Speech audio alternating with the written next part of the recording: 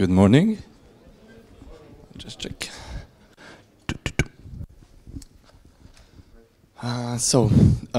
Welcome to the MUM UK. This is our second time here. We were in London 2 years ago, and so this time we came here to Birmingham. So let's start shortly about us and what we do. So in short, we create networks. Everything you can think of about networks, starting from small routers for home and personal use, for being on the road, to wireless, 60 gig wireless, ISP level, Ethernet routers. We've got it all. We are already 22 years old, so we're considering ourselves adults now. So we were established in 1996, just a couple of years after regaining our independence. And well, the legend has it, so we started as an ISP, and the legend has it that there wasn't a good enough router operating system for us, so we decided, why not make our own? So 21 plus years later, we're still working on it and improving it all of the time. Initially, we were installing it on regular PCs, and then we decided that we should make also our own hardware, so to make a complete solution. So we started to make router boards.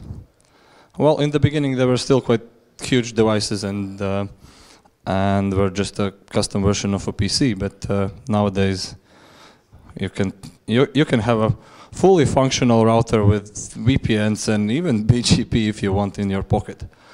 So yeah, and afterwards we decided that we should also travel around and meet our customers, our users, our friends. Everything we do, we run from Riga, Latvia. So that's our only office in the world. So we decided that it might be more convenient for us to go around the world and meet meet people, and so we started to make our MikroTik user meetings, or MUMs.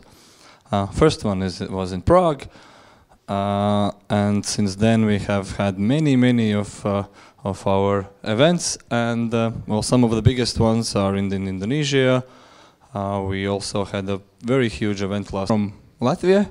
A fairly small country in Northern Europe. We enjoy very long winters, and well, it supports all of the regular features that you would expect on a modern routing operating system. And there are a lot of routers unique things that are not available on other platforms.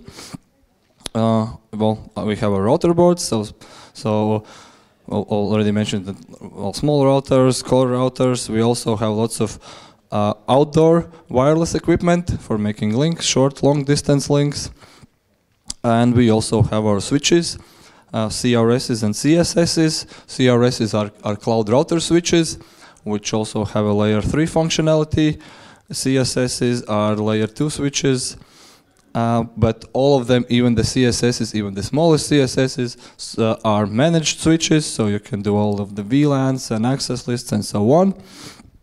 And we have also a couple of CRSs with the PoE out. So there's a 24-port version and also 8-port version. So plenty of devices to choose from.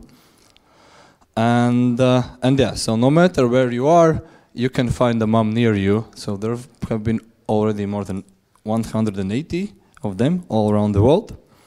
And well, there are quite a few also coming up for the remaining of the year. So here from Latvia, we are 3. Carlis is from the sales, so the tall guy.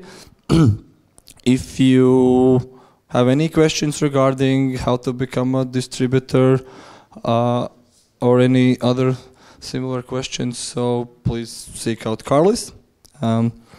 Viesturs is from the support, so if you have any technical questions, come to the registration desk, and and ask him.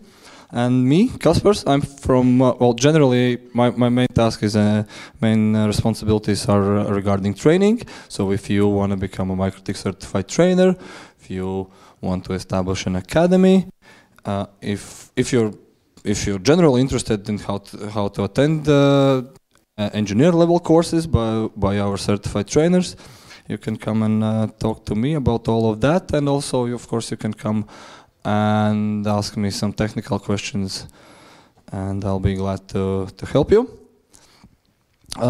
Short schedule of today, so we'll have presentations till 1 o'clock. Then we'll have lunch just here next to the exhibitors hall. The ones with the vouchers will have the lunch. If not, then well, there are places around also where to eat. We'll come back at 2:30. We'll have more presentations at the end of the day. We have this tradition that we do a lottery, so we gift some additional prizes from MikroTik for the people who have stayed until the end. So to get the prize, you have to be there, and you have to be here inside, not somewhere in the hotel. You have to be here. And also, not only we, but also our exhibitors will also give some gifts. So please remain until the end, and afterwards we'll have some drinks and socializing. So another reason to stay. We have Wi-Fi here, so SSID is MUM and the password is MikroTik with all small letters. So it's throughout the event here and in the exhibitors hall. Also, we are live streaming this event to YouTube and also recording everything. So if any of your friends or colleagues who wanted to be here but couldn't come, you can mail them this or send them this link, and they can watch it online. And of course, afterwards, all of the presentation videos and slides will be on our website. We would like to say special thanks to Lin ITX for helping us in organizing this event. So thank you. And let's get to our product part. So some of our latest products include our 60 gigahertz devices. And let's start with the wireless wire. So we're using the WAP form factor.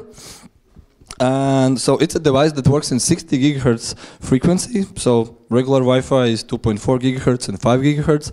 So this uses 60 gigahertz. So it doesn't interfere with the Wi-Fi. So in the areas where the Wi-Fi is already crowded with lots of access points and so on, you can use this to transfer data. And so this device provides speeds up to 1 gigabit both ways. So you can get up to 2 gigabits. So, well, you could say full duplex. So without wires, up to 200 meters. It has a beam-forming antenna. So it means that you don't even have to align them like super precisely. Yeah, so you just point them each the other's way, and it will form a link. So in the wireless wire kit, you get two devices that are already paired before. So you just plug a wire in each of them, plug them into electricity, and you're good to go. A wireless transparent bridge is automatically created, and it's also encrypted. Actually, here in this event, we're also using wireless wire for the Wi-Fi. So by the look, these devices all look the same, but there are also a 60 gigahertz device that connects to 60 gigahertz device there, connects to a 60 gigahertz device there. So they are for the backbone of the network, and then there are wireless access points for the Wi-Fi, right? And the same is in the exhibition hall, and also you can then go there and look at the map, how this all works together. So there's also monitoring on all of them, and you can check it out at the LinITX desk. So that's wireless wire. Also, what we have is a wireless wire dish. The name is LHG60G. So these devices also provide 1 gigabit each way, full duplex. But so these are outdoor devices, and you can go up to 1.5 kilometers with them. Yeah, full speed. You can, well, depending on the situation, you can go a little bit further also.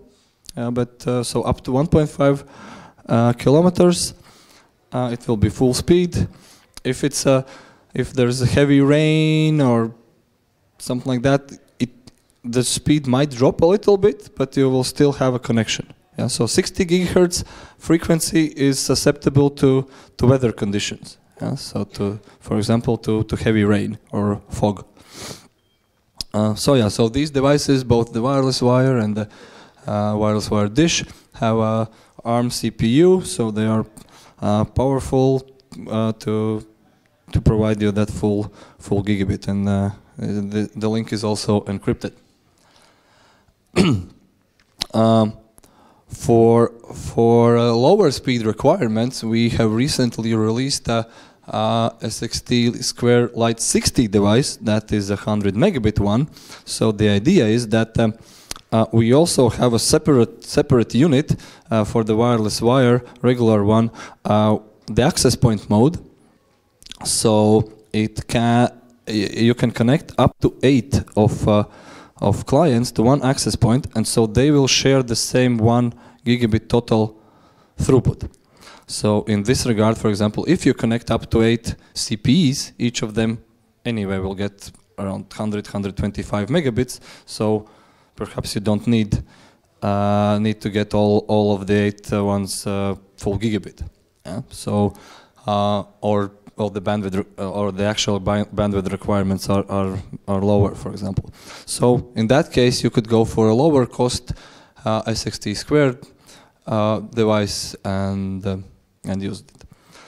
Just to put it all on one table, so the distances that you can get with our various devices, we also have a LHG Lite 60 for outdoors, so that goes up to 800 meters. Yeah, so the regular wireless wire dish to wireless wire dish, you could get 1.5 kilometers. Regular WAP to WAP 200 meters. LHG to WAP 800 meters, and SXT to WAP also 200. Yeah, so there are plenty of devices to choose from regarding questions later. Okay, sorry. So regarding that, you can choose any one you want. So that's about our 60 gigahertz devices. Another category where we have released new products is LTE. So initially, SXT was our first LTE product, and this is a new version of it, which was released this summer. So the LTE is already built in. So there are now 2 Ethernet ports, and on the second you have PoE out. So you can, for example, attach a camera there and provide the data and electricity for the camera.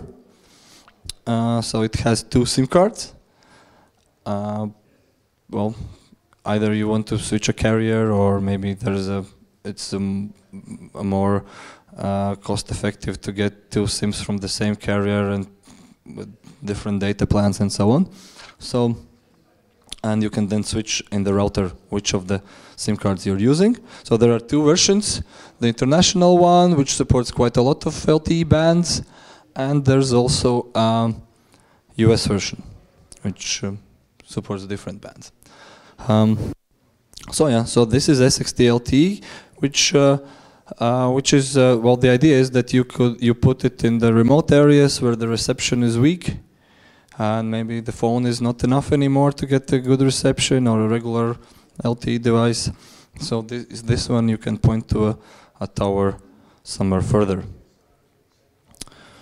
There's also a LTAP Mini portable device that provides Wi-Fi in 2.4 gigahertz, so you get the internet from the LTE and create a local access point for a car, bus, perhaps train.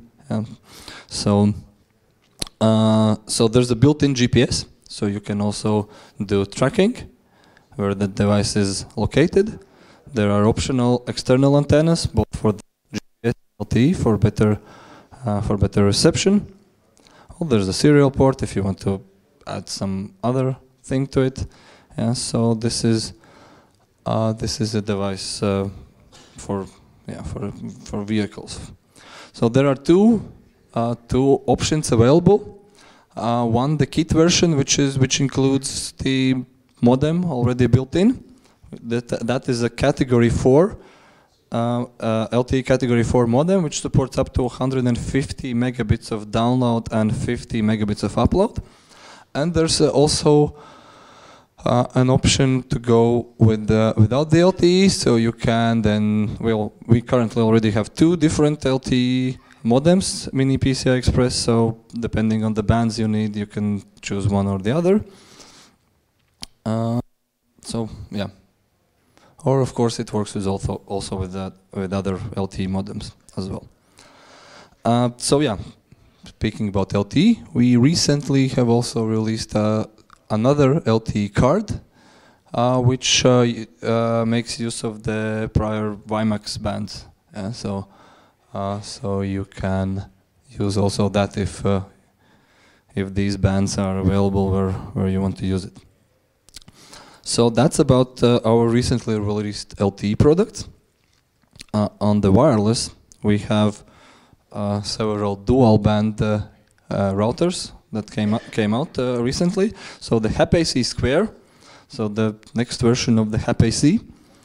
So it's a dual band router with both 2 gigahertz and 5 gigahertz Wi-Fi. So you can you can also mount it to the wall or just use it in a tower as a tower case. So this also has a ARM CPU which supports IPsec encryption up to 400 megs. So you can also encrypt all of the traffic. And it has 2 radios, 2 chains on both of the interfaces. Also, there's a CAP-AC ceiling access point, which of course you can mount to the wall also. So yeah, this again supports both 2 gigahertz, 5 gigahertz. On 5 gigahertz it's AC. There are 2 Ethernet ports on this one. Second has the PoE out. So you can power either another access point or a camera or something else. This also supports IPsec encryption, and there are 2 cases. So there is this round one that you can use, or if you want, you can switch over to a rectangular one, which has the form factor as the SXT Square. So yeah, this is how it attaches to the wall. One software feature that we have recently introduced for this and other devices is called dark mode. So these devices have pretty bright LEDs, and if you deploy them in, let's say, hotel room, well, during the night they could be quite bright.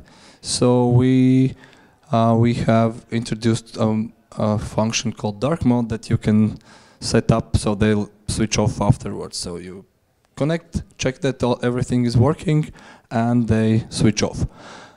So you can set it manually, you can set it automatically, and actually the middle of this device is a button, so you can even program that when you click it, it goes into dark mode, you click it again and comes back. Yeah, so you can even do it manually with the button. So yeah, this is CAP-AC. The next one that we have released just recently, like a couple of weeks ago, is a router board 4011. So the new in the series. So before that we had 2011, 3011. Now it's 4011. So there are two. There will be two flavors. This is the Ethernet one. So it has a very, very powerful 4-core ARM CPU. If you're familiar with our RB1100, a big router with 13 ports, this one uses the same CPU.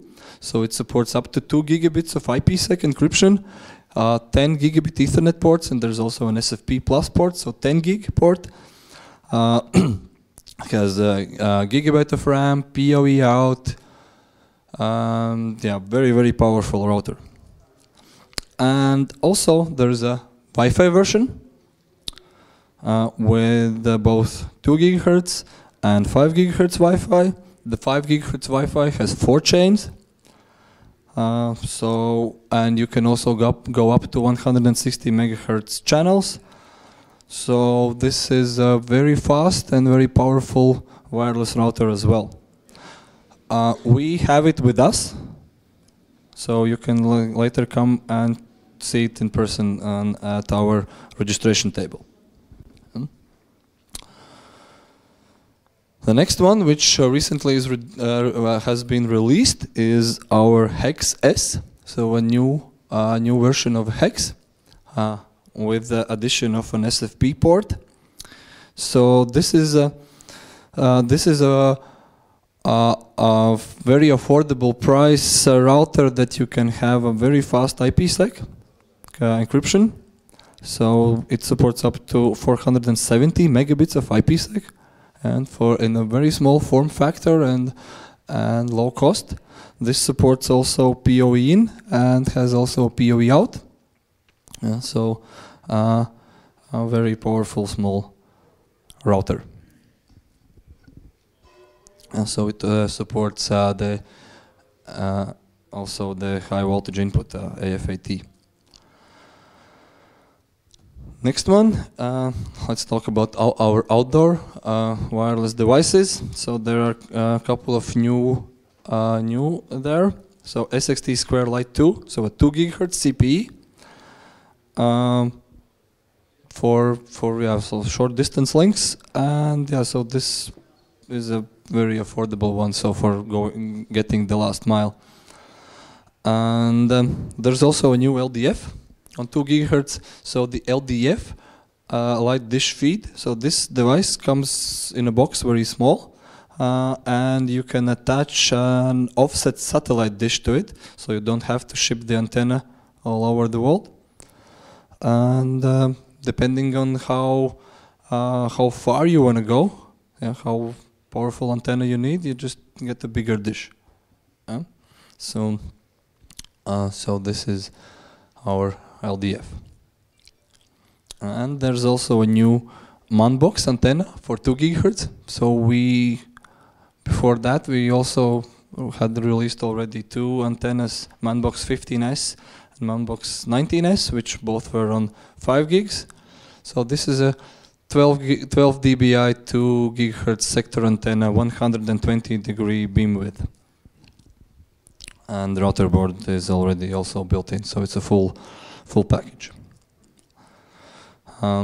Next, let's talk about our switches and our fiber products.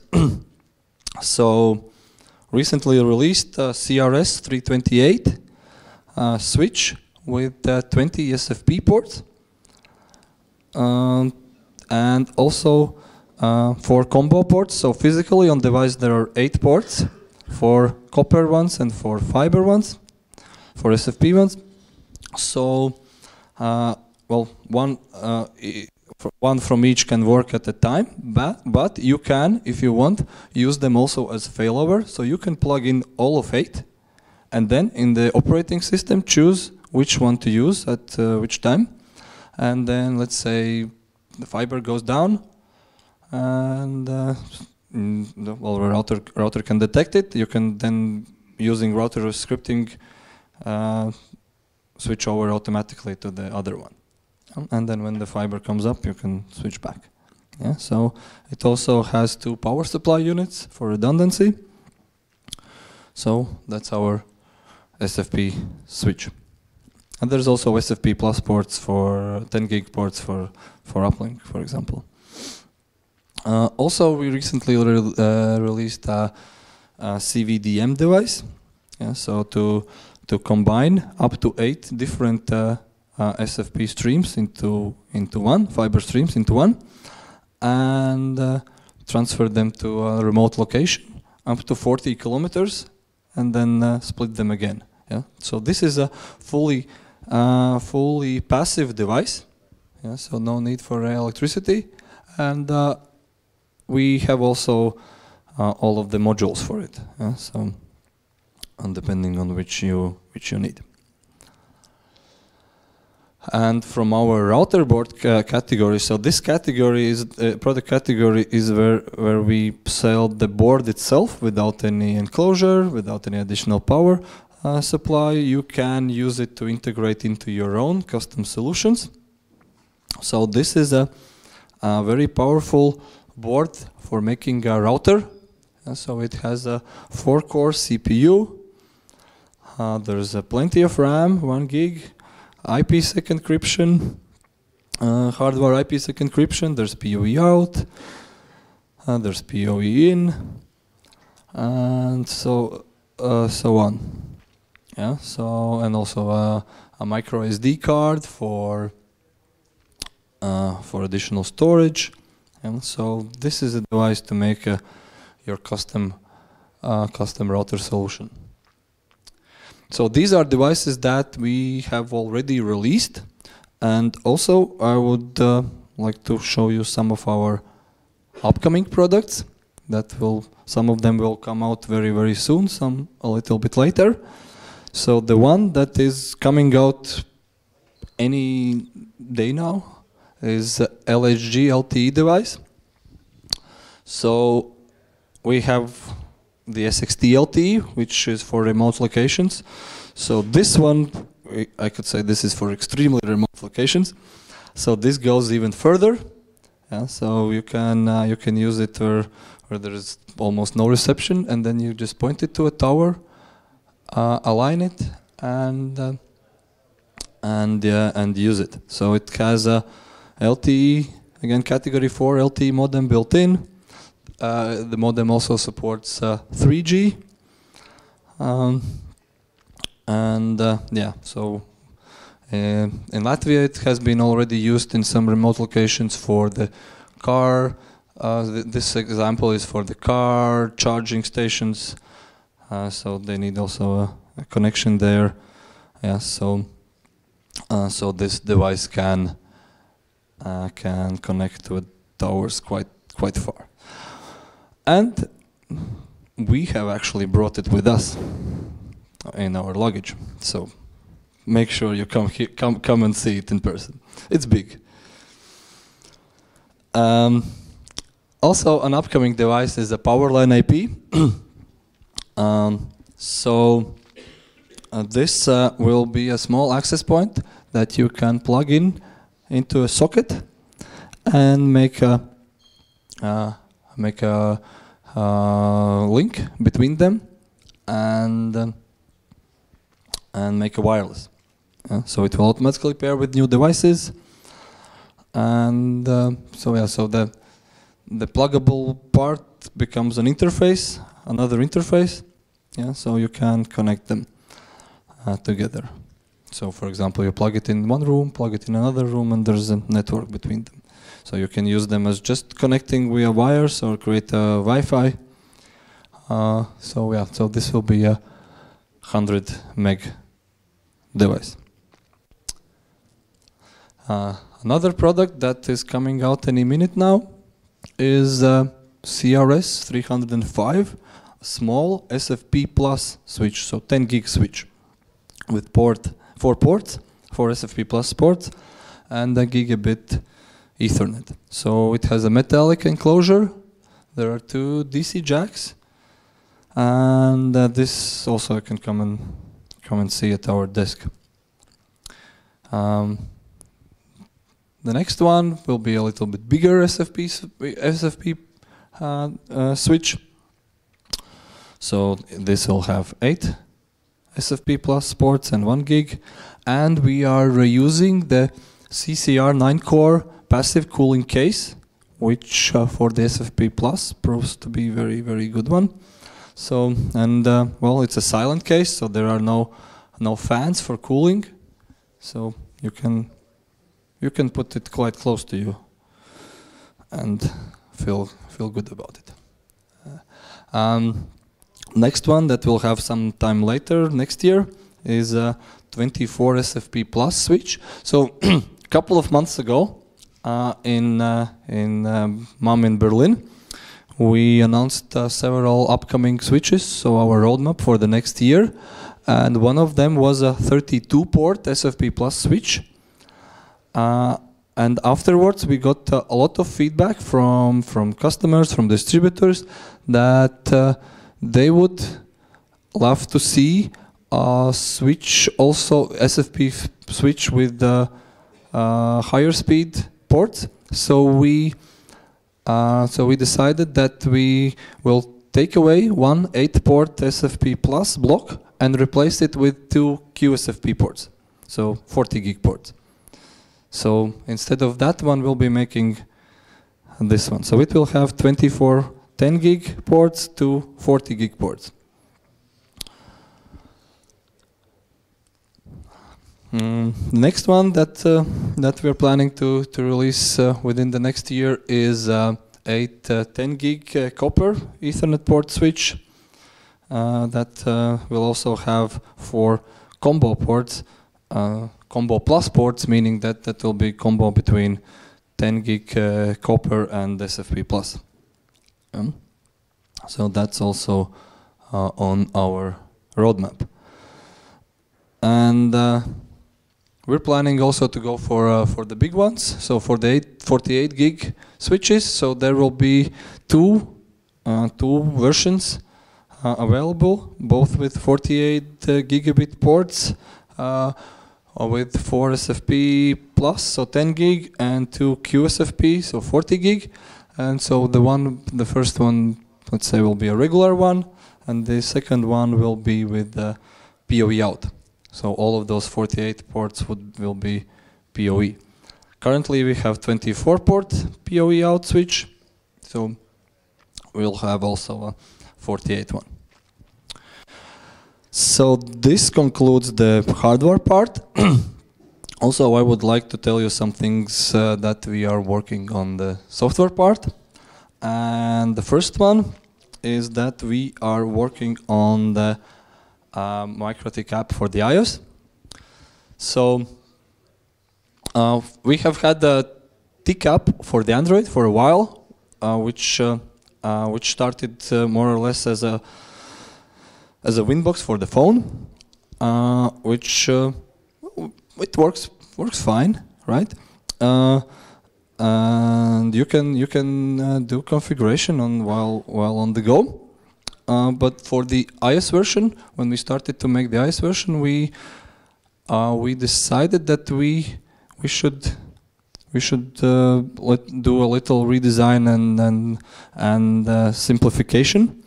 So the idea is that this app will help the regular users once they get their router home to do the initial setup. Yeah, so we'll start with simple things.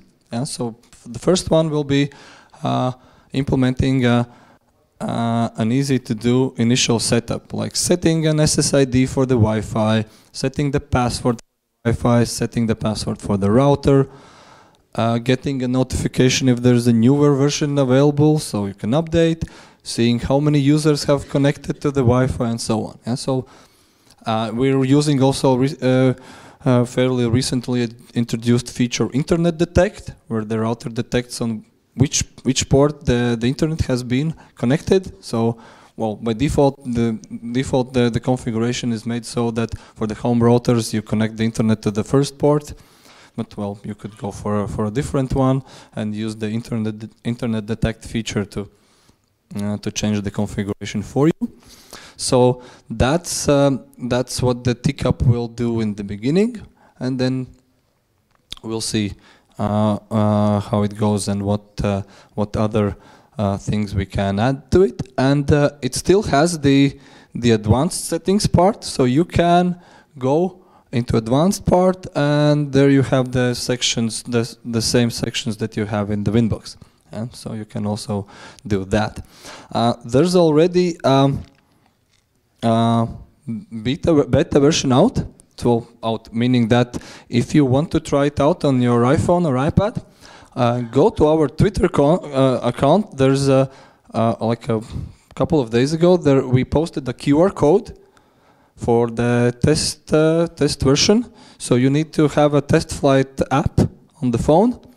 You scan that QR code, and you'll get access to this beta version. And when you install it and try it out, please send us some feedback how you like it and what could we also improve there further. Yeah, so that's what we are working on in the TICAP. Another thing is, well, you probably already know that we really love our 60 GHz devices, and we are working very hard to making them even better. So just some things that we have recently improved in the software. So, for example, well, I said before, wireless wire dish to wireless wire dish, you can go up to 1.5 kilometers. Well, but in the recent versions, we have improved the distances quite a lot. It's still in the testing phase, so but you could expect distances now up to 4 kilometers instead of 1.5. Yeah, depending on the situation and depending on the frequency used and so on. So we are working hard to increase these distances. Also, there are a lot of other things. There are many things that actually go into each router's release nowadays regarding 60 gigahertz. So there are, even if you have updated recently, when you're trying out 60 gigahertz devices, and if you're using them, please make sure you upgrade to the newest ones. So there are improvements in point-to-multipoint setups, and well, lots of stability improvements, the distance, the sensitivity, beamforming. For example, if you remember that in the beginning, when we released wireless wire, it was meant for 100 meters, and then just by improving the software, that by working really hard on the software, we managed to increase the distance up to 200 meters by not changing the power of the device or anything else. So this is well, we are focusing a lot on this, and please make sure that you're running the newest version when using 60 gigahertz devices. Well, you should make sure that you're using the newest version always, but also very important on the 60 gig. So finally, well, if you need some additional help, your local distributor is your first-tier support. You can also hire MikroTik consultants. There are many of them in the UK, and quite a few also are here today. Our official manual page is wiki.mikrotik, with lots of examples and explanations how it all works. Of course, you can email us to the support, and well, of course, you can attend the training class. There are quite a few MikroTik certified trainers here today, or join an academy class in a university. And by the way, just recently there's the first MikroTik Academy in the UK. So very much thank you to Ron for that.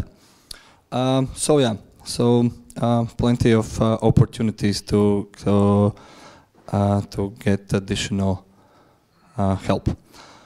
And after the MOM, all of these presentations that you'll see today will be available on the MOM page, MikroTik.com.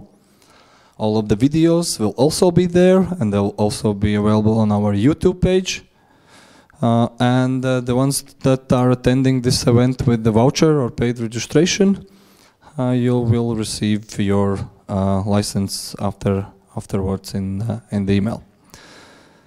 Thank you very much, and enjoy the MAM.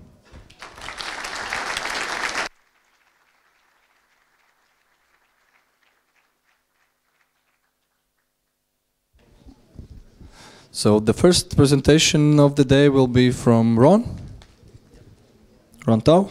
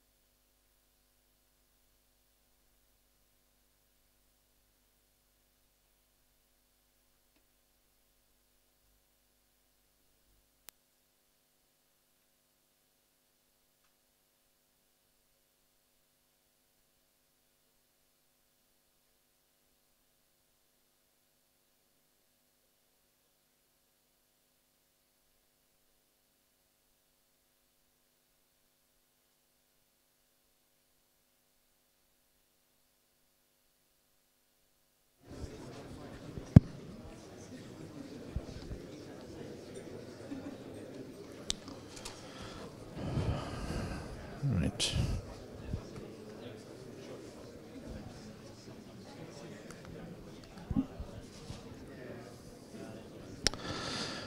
Right, good morning everybody. Thank you very much for improving the 60 gig wireless kit and improving the range. We had a customer contact us only about a week or two ago, and he was saying, I've put a pair of wireless wired dishes up, and I'm now worried about them working or not at 900 meters. These are the dishes that can already be quoted at 1.5 kilometers, and he's worried about 900 meters. And now we're looking at about 4K, so that's cool. He doesn't need to worry, which is what I told him. So, who am I? Started off being trained in the 1970s, dealing with very, very high-powered radios for the Merchant Navy at a training college down in Kent called Greenhithe, at a village called Greenhithe. It's now gone, but it was a big training college down there, and I learned everything about electronics and RF, and did my HND down there and was ready to go to sea. So this was the late 1970s. There was a massive worldwide oil crisis going on at the time, and I couldn't get a ship for love nor money. Nobody wanted me, and they basically said, well, there's a queue of about 100 officers. Once we've worked through the other 99 that are in front of you, then you can have a ship, and you can get on board, and you can start your career in the Navy. That never happened. I actually ended up working for the UK government for the majority of my lifetime, where I played with a large amount of devices on RF and very, very small devices on RF, building them, because we worked in a department where we couldn't buy off-the-shelf commercially available equipment. Everything had to be constructed in-house, so it was designed, built, printed circuit boards, building the equipment, making them as small as possible so that we could hide them, and then hopefully at some time in the later date retrieve them again where we could find where we'd hidden them. The other reason for building it all in-house was it meant that nobody knew what we were doing. Because if you go to a manufacturer and say, we'd like to have 100 of device X, they now knew, so you're, oh, that's interesting. Wonder why they want one of those. So no, we don't tell anybody anything. We built them all in-house. It was a cool job, and ended up doing about 30 years working with RF from DC to light, which is why I tend to specialize in wireless. But then they made me redundant because central government needed to downsize, and it meant that I ended up, if I can start back again, I ended up going into private industry as a consultant, IT support, networking support, and needed to do a wireless hotspot somewhere with a captive portal. Did some Googling, found MikroTik, and it was a journey that's now lasted since, I know, the 2000 odd. So I've been doing it for nearly 20 years now, been doing networking side of the business. In the last few years of my life in government, I worked in Ofcom, or as it was before then, the Radio Communications Agency, troubleshooting other people's interference problems, licensing, doing enforcement work, shutting pirate radio stations down, liaising with the local police, raiding flats, raiding all kinds of things. Great, exciting job. But then they say I got made redundant and don't do that anymore. But basically, my entire life has been dealing with RF, and now mostly with MikroTik. Became a consultant in 2008, became a trainer in 2009, and then joined Lin ITX. And we are now the UK's largest MikroTik master distributor and a value-added distributor.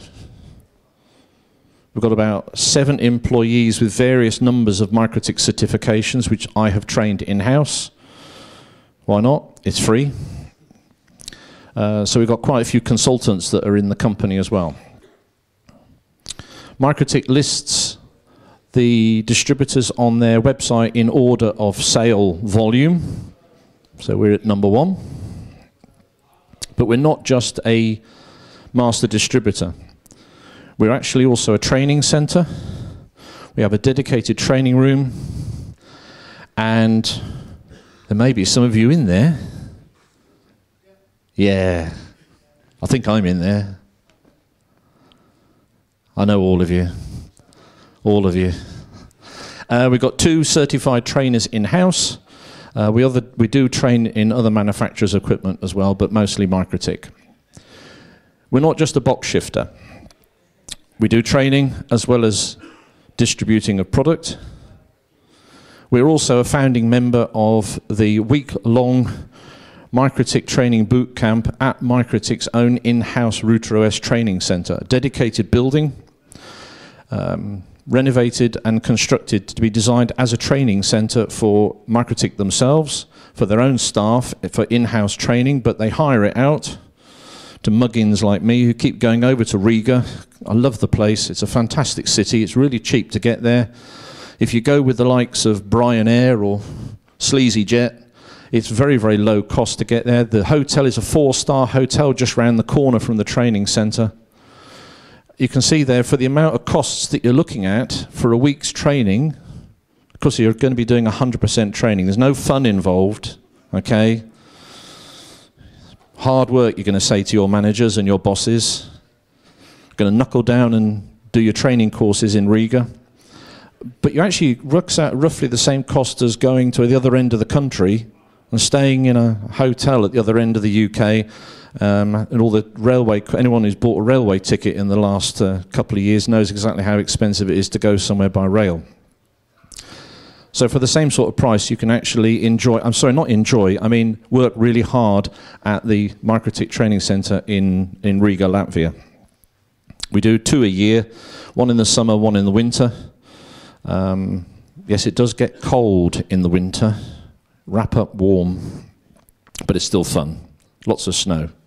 This is the last photograph that we did of our summer one that we did in earlier this year. We had a lot of fun. I mean, we all work very, very hard. But we're not just a box shifter.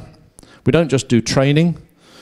We're hoping to hear the news that we will have the first UK academy for MikroTik. You may hear some more about what the academy is all about from MikroTik themselves later on today. But the idea is this is a technical university over at Norwich, and we're very, very proud to be involved in helping them to train their students in MikroTik Router OS up to MTCNA level. So this is teenagers now being able to go out into the world and actually have some real good core networking skills and understand about routing, firewalling, security, and that's going to give them a good step. It's going to give them a good step up in their future careers. So we get a lot of phone calls from our customers saying this doesn't work. Why? I think it's a bug. I think I found a feature. It's undocumented. It doesn't work. What is wrong with it? Do I need to email MikroTik? And we have a look at it, and it's just because of mistakes and assumptions that they have made as to the reasons for why it doesn't work. So it's not actually MikroTik's fault. It's a lack of knowledge. It's a lack of understanding on how they've configured it that's caused the problem. So bear with me. We're going to have a bit of fun, but we're going to explain some of the common mistakes that we are getting all the time on the phones. So, I'm missing a guy. Where's he gone? There we go. Dave, for those who went to the Berlin Mum. Remember Mike and Dave? He ended up with a HAP AC squared, and he got it all configured. He'd watched some guy at the MikroTik Mum from MikroTik and pointed out the problems with his slow path and fast path configuration errors, and he's now got a really fast router. He's happy with what he's got. However, he then spotted that it's got wireless built into it, and he could do with replacing and renewing the wireless in his office, so let's use it for wireless. He's just recently done his MTCNA, so he knows how to configure wireless. He's now got his knowledge. He knows how to do that. He's even ended up with a free T-shirt from us as well. The other cool thing he noticed was this dual band. So he's got 2.4 and also 5 gigs on board. Just in one small plastic box, he's actually able to do both bands, which he wasn't able to have before because he was just running 2.4 in the office previously. It was just a really, really old 802.11 BG. Maybe he had some Netgears or something, or D-Links or something, and it's about time they got put in the skip and upgraded with this new AC thing, or as it's now called, Wi-Fi 5. But the thing is, he doesn't really know how far this HAP AC squared is going to go, how many of these things he's going to need in his office. So he does some Googling. He can't find anything on MikroTik's website that says what the range of an access point actually is. Because that's funny, because when he goes onto other manufacturers' websites, he finds it straight away. So he's found a manufacturer that says you can get 600 feet out of an access point, 183 meters range from one single tiny little plastic box. Fantastic! Which case, I only need the one, which is brilliant. I love this MikroTik stuff. Wait till he sees the 4-kilometer range on the 60 gig stuff. So, it's in the data cabinet. Well, that's cool, that's fine, because you notice it's in the data cabinet and it's right in the middle of his office. So his circle, his radius of coverage is perfect. So he doesn't even need to move it. It's fine where it is, in the rack, in the data cabinet. The steel data cabinet.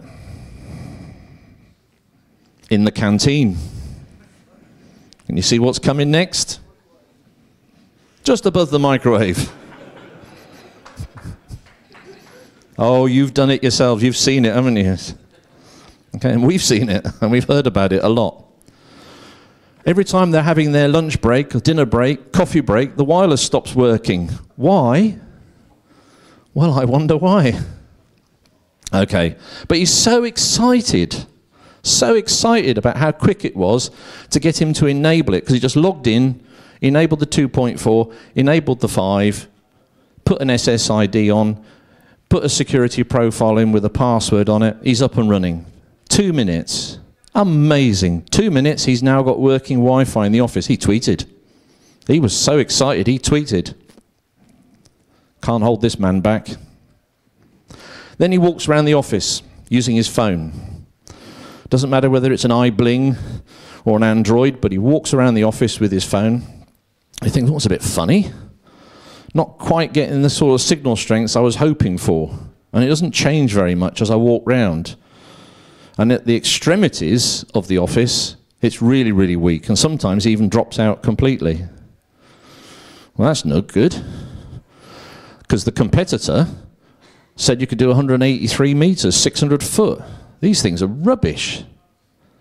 What's the matter with these rubbish things from MikroTik? He doesn't understand, does he? So he phones Dave. And Dave points out a few of the mistakes that he's made. So what did he do? Well, one of the things he did was he believed the sales and marketing material, because that assumes a perfect world, doesn't it? It assumes you're like on an airfield, on a runway, with the access point on a 6-foot pole, and then you go off and drive away from it as far as you can until eventually the Wi-Fi drops out, and that was 600 feet. You've seen the adverts from BT with the helicopter, haven't you? Yeah, 600 feet it was. Yeah, right. So there's a slight difference between when you talk to a technical engineer and sales and marketing, okay? The other thing, of course, he put it into a Faraday cage. The steel cabinet may have had a glass door in the front, but certainly on all the other sides, it's metal. So that was shielding it from going off into all those directions. And not only that, he put it on top of a microwave. Nearly a kilowatt of 2.4 gigs within about 2 feet of it.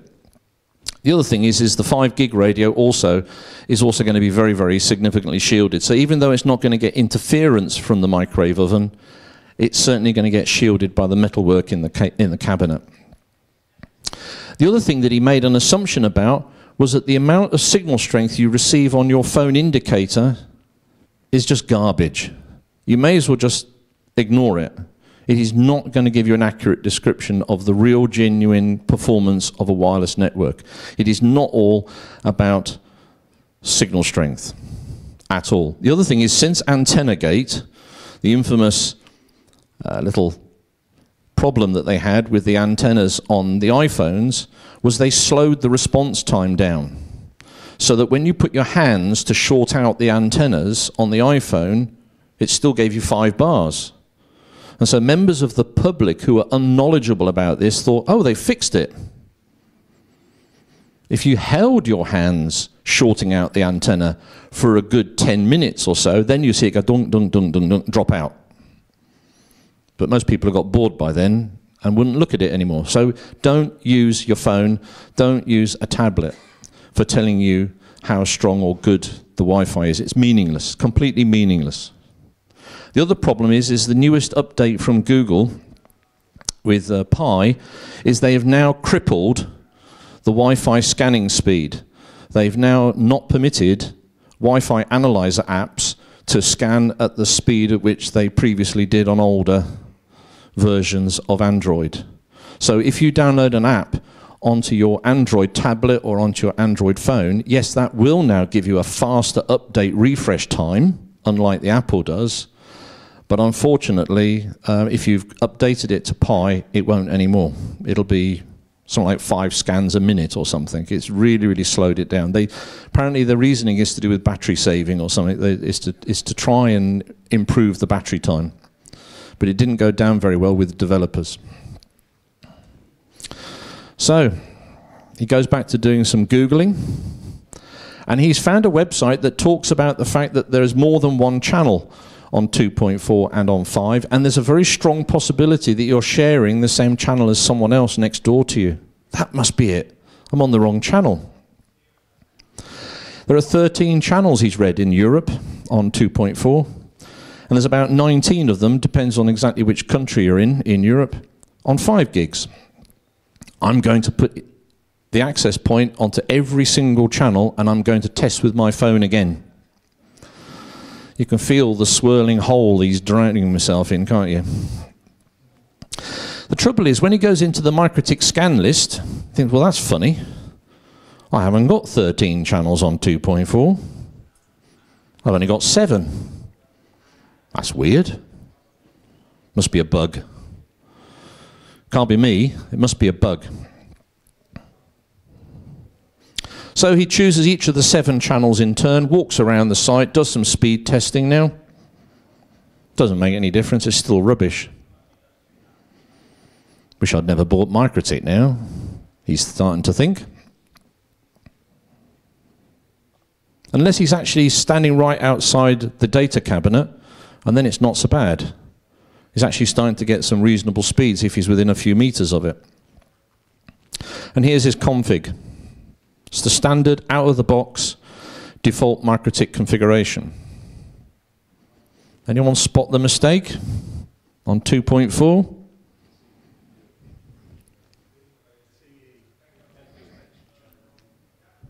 .40 meg CE. We'll talk about that in a second. And then the 5 gig one, again, a very, very basic setup indeed. What bandwidth is he using on 5 gigs? 80 in an office environment, CEEE. So what's he gone and done wrong? Well, he's basically trusted that MikroTik can read your mind. He's trusted into the fact that MikroTik's default configuration works in every single situation, in every single setup, everywhere in the world. Except it doesn't, does it? So therefore, don't use the default config. You're going to have to do each one by hand for your particular setup. The one thing that it defaults to is the United States FCC channels. It assumes that when you buy a MikroTik, you're going to use it and deploy it in the United States. If you use the default configuration of 40 megahertz, then there are only 7 40 meg channels. I'm not saying that they're any good, but you can select from 7 different 40 meg channels. And that's the reason why you can only find 7 in the drop-down list of what frequencies to choose from. The other thing is that it contains all of the channels that are available for you to select from, even if they're stupid, because they're going to end up overlapping with each other. If you're not already aware, there may well be 7, 13, 19, or however many channels there may be in the scan list, but they'll all be 5 megahertz apart. The Wi-Fi standard is that the channel bandwidth is increments of 20, not 5. And so therefore the scan list, being in 5 megahertz increments, are not individually able to be used. You can only use every 4. Because then they're going to be 20 megahertz apart and won't overlap. The other thing is that he has not realized as well, is that he has not reduced the transmitter power. It is running to the American standard. They're allowed something like about 2 watts on 2.4 gigs. You'll never get a client talk back to the AP at those kind of powers. But therefore, it means that the MikroTik out of the box with the factory default settings will run at full power. That actually causes some of the higher MCS data rates to start to get distorted and not to perform as well as if you was to reduce the transmitter power. Maybe even if you drop wireless card settings by about 2 dB, things suddenly improve dramatically. And it's not just MikroTik that does that. There's loads of different vendors who have the same, I wouldn't call it an issue, but a lack of understanding that you don't run it at full power. The other thing is out of the box, it's running B. We don't like B anymore, except they make honey, but we don't like B. 802.11b, if you are really saying that in your office someone's going to walk into the premises with a device that only and only supports 802.11b, be afraid. Be very afraid. Okay? We don't need to support it. If you're running a warehouse and you've got barcode scanners from the 1980s and they are B-only chipsets, then fine, okay. Then in which case you need to deploy access points supporting B. But if you're trying to support office workers with iPhones, tablets, laptops, no. No, no, no, no. Not running B, not on 2.4. So that's what happens when you make assumptions. You assume that the default configuration is fine for you. It won't be. So on 2.4 gigs, when you change it to 20 megahertz channel spacing, not 40, it will now open up the full set of channels. You won't just get 7, but you can't choose them all. You can only have 1, 6, or 11, because those are the only ones that don't overlap, because they are 4 sets of 5 megahertz apart, 1, 6, and 11. The other thing he needs to do is he needs to go into the advanced mode, because it's hidden until you press advanced mode. Once you click on advanced mode, you will then see that you can change the country that you're in. You can set it to a regulatory domain setting and input whichever country you're physically in, the United Kingdom, France, Holland, or rather actually Netherlands, because Holland is part of the Netherlands. Holland is not the Netherlands. The other thing is the antenna gain. It doesn't get inserted in by default. So if you've bought a HAP AC, I think all you guys have got HAP AC lights. When you set it in to regulatory domain and country being, say, United Kingdom, it doesn't magically know what type of antenna is fitted to router OS. It doesn't know it. It's not going to extract the information from some hardware device on the board. You need to manually put it in. And if you look it up on MikroTik's website, it will tell you how much antenna gain the Wi-Fi card has got, usually around 2 dBi antenna gain. Well, then type that in. And that will then ensure that you're compliant, and it will stop Ofcom banging on your door. Because they do, and they have. They've got sharp teeth. And let's remove 802.11b. So that was his mistakes. He didn't set it to the right country. He didn't get rid of the 40 megs. He didn't put the antenna gain in, and he didn't remove 802.11b. So, he's done some more Googling. He may have bought them from us, but he didn't bother phoning us. He was too embarrassed. So he's done some more Googling. And he actually found that just one single access point is going to end up being blocked by the walls of the office. And that explains why the signal's so rubbish. Right. The walls are blocking it. In which case, he decides, having read a blog about how to deploy access points successfully, it said you need one access point for every single room in the building, preferably mounted in the middle.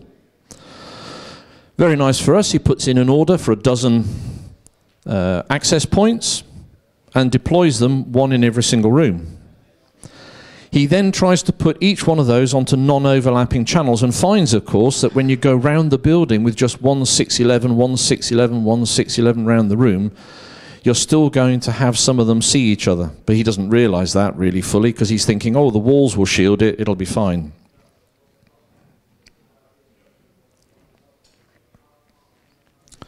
Funny thing is, though, because he forgot to do the 40 to 20 meg setting change, he's now gone from 7 channels to 9.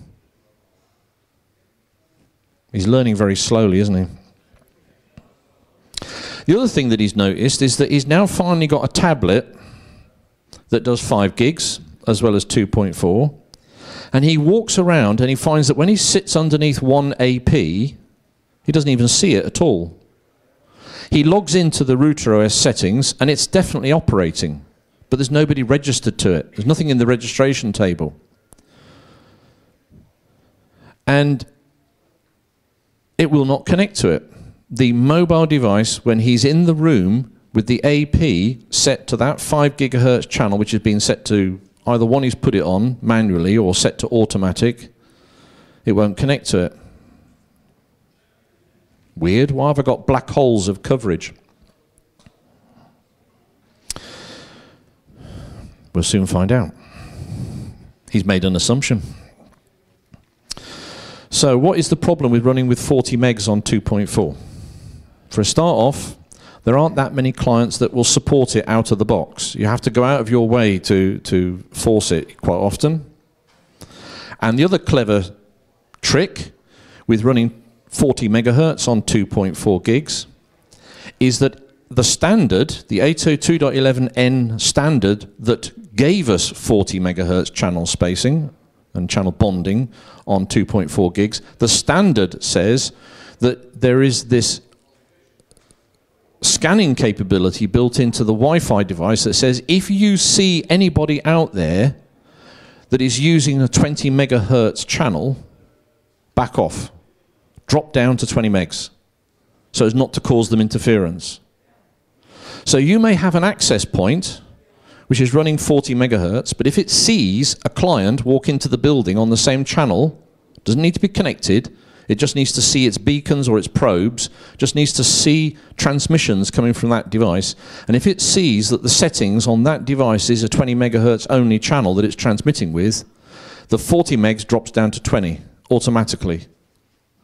It's called an intolerant bit, or 40 megahertz intolerant bit. So what's the point? Because if any access point in the building hears anyone using 20 megs, it's going to drop and fall back to 20 anyway.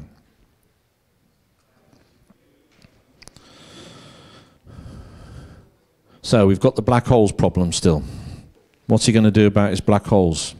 Who's he going to call? Hopefully us eventually, because it's going to save him an enormous amount of time. But he talks to Dave. And Mike gets advice from Dave, and he says, all your problems are solved if you put in the country, put in regulatory domain, put in that you don't want B, so you just select G and N only, put in the antenna gain, put in just the 3 frequencies that are available on 2.4. You may as well enable WMM quality of service support and turn off that vulnerability with WPS as well whilst you're at it. Very, very similar setup on 5 gigs as well. Antenna gain of 2. Just leave the frequency on automatic. There's loads of channels on 5 gigs. Just let it select any one that it wants.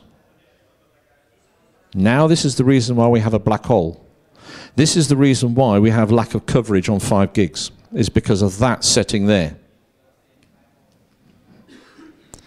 Not every client has been certified to operate on all of the 5 gigahertz radio channels. There are a large number of Google devices or Android devices that do not support what is called in the UK band B. They support band A and band C because they're the American Wi-Fi channels, but they don't support the radar DFS channels on band B. And if they don't support them, they won't listen for them, they won't connect to them, they won't see them. And that's why when he walked into a room with his mobile device and that AP had been set to automatic, it had decided that there was a nice, clear, unused, vacant channel on, say, 5600, which is a DFS channel, and he walked in there with a device that can't even see it. Black hole. So if you are going to use Wi-Fi on DFS radio channels, because there's loads of them available, and it's not a bad idea to do that, it's fine for indoors Wi-Fi. However, bear in mind that if you've got people walking into your premises with devices, what they call it, bring your own device, and you have no control over them as to what they're going to bring into your property, like hotels, cafes, whatever, make sure that the 5 gigahertz channels in the building has sufficient coverage on the first 4 channels as well to overlap the DFS channels. It sounds wasteful, but if you don't, you're going to have clients drop off your network because they walk into a black hole. Whereas if in that location you have enough crossover from another AP, perhaps in the room next door, that is on, say, 5180, which is one of the first 4 channels on 5 gigs, she'll stay connected to the AP next door.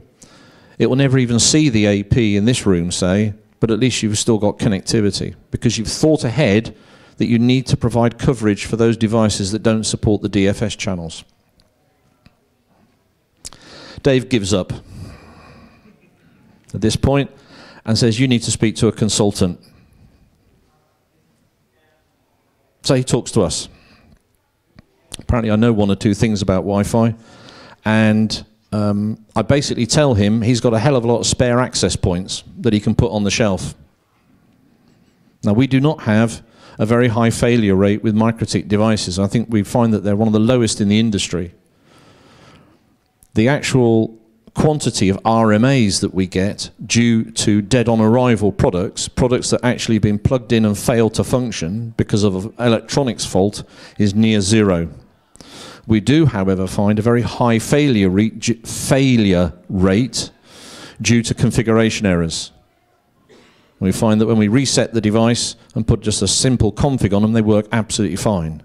So it's a config error.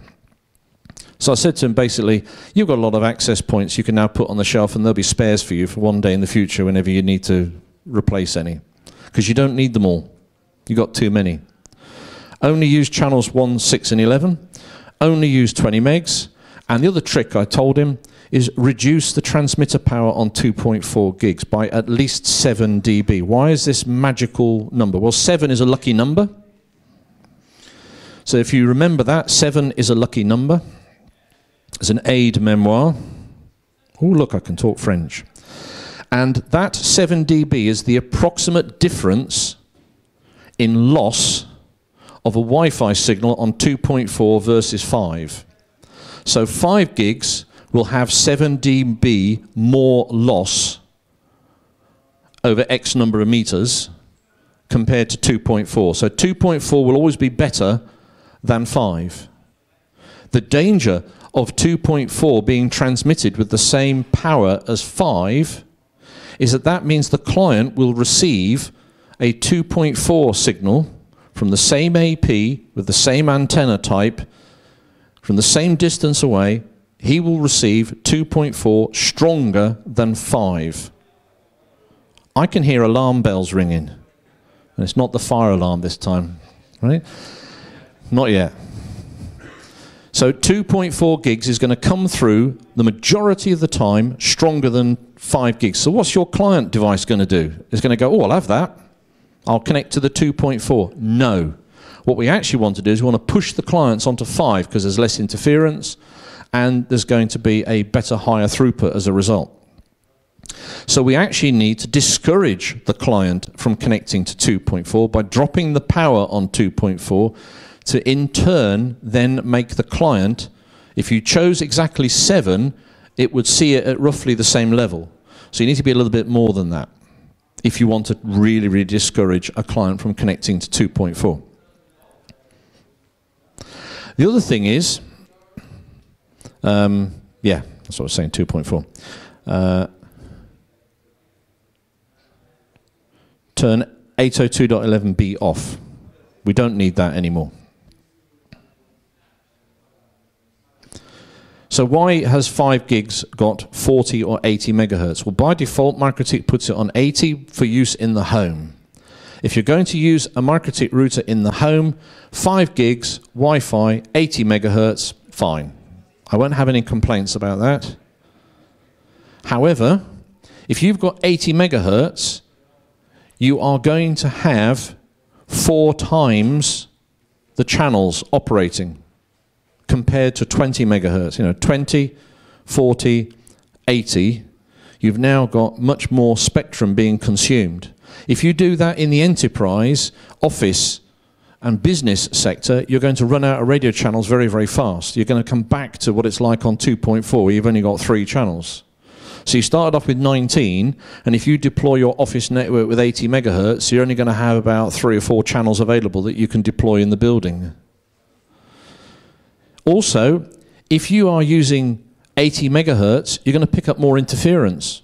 You're going to pick up more noise. You're opening the door wider open, you're going to get more stuff coming in. And that means more collisions. That means more dropping of the data rate to slow down to make the link still connect. Because Wi-Fi is designed to go as slow as possible to make it work. It goes as slow as possible to make it work. It will only go faster if conditions are really great. And in an office enterprise environment, 80 megs will never be great. So don't do it. So you could possibly get away with 40. I'll let you get away with 40 sometimes. But if that is still causing throughput issues, you can even find you'll get more throughput by reducing the bandwidth. because of the problems of noise and interference. You think, oh, if I double the bandwidth from 20 to 40 to 80, I'm going to get higher and higher and higher data rates. I'm going to get higher and higher throughput. In actual fact, the opposite can happen. You can actually end up with slower and slower throughput. Make sure you provide coverage from Ofcom Band A or UNNI 1 channels so as to overlap those areas where you're using the Uni 2 or Uni 3 space. The other problem is if you're going to be using the DFS channels, what's going to happen when an access point picks up a radar pulse? It goes off the air, which now means you've lost the AP in that room. We have a black hole.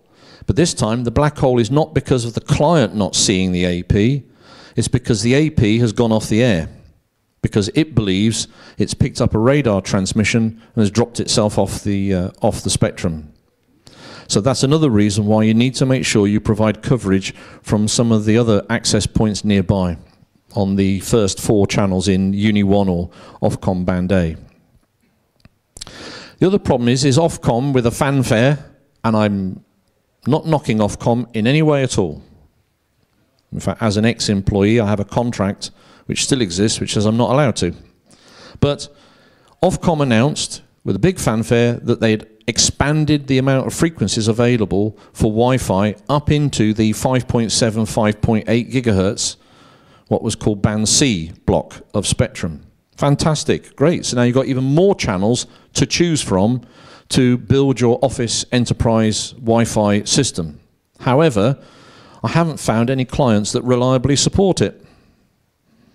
So I know you have to build it and we wait for them to come. But if you end up deploying APs on these new frequencies, on the 5.7, 5.8 gig part of the band, you're not going to get many people connect to those APs. So feel free to build it and wait for them to come, but you may be waiting a long time. Or, if you are going to deploy stuff in Band C, make sure you've got some other APs nearby on Band A to cover them for when no one connects to them. So, I've told him to turn off all of the other APs. He's only got a limited number of APs running on 2.4, so I told him to turn the 2.4 gigs off completely on half of them. I'm using channels 1, 6 and 11, which is 2412, 2437 and 2462. 20 megahertz channels. And forget the one in the canteen completely. Pointless. Just let that one be a router and leave it as a router and don't have any Wi-Fi on it at all. 5 gigs, yes, okay, you can have it in every single room if you want. But you can keep the power down now because you don't need to cover more than one room. You can turn the 5 gig power down so that the devices roam a little bit better and don't end up becoming sticky clients. Heard of this expression, a sticky client? A client stays connected to an access point and it is up to the client to decide when to roam. There is very little that you can do to make a client roam. You can kick them off the access point, but they could very, very easily reconnect back from whence you've just kicked them from. It is down to the client, and it's up to the client to decide where it will connect to. So, one of the other vendors, for example, do what they call a soft kick, which is that when you have said you want to enforce a limited number of clients to be connected to a particular AP to do a bit of load balancing on it, they'll kick the client once, but if the client comes back, they let it reconnect. So even though you may have set a hard limit at, say, 10 clients maximum, you may find you've got 12 or 13 clients connected to it. Wow, that was loud. So, how to stop a client from being sticky is very, very difficult, but the one thing you can do is, because it's down to the client's software to decide when to go, when to scan, when to move to somewhere else, reduce the signal strength on every AP. Still make sure that every AP has enough RF signal strength in each area to do the coverage in that room or in that location. But when the client moves away from the AP, the signal drops off very quickly. So you use the room, the walls, the building to your advantage. Use the attenuative properties of the building to enforce your rules of when they need to drop off the AP.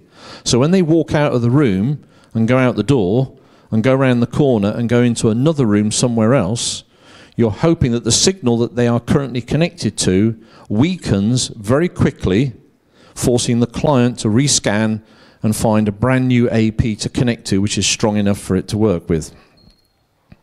And one of the ways you can do that is also by by raising the basic rate.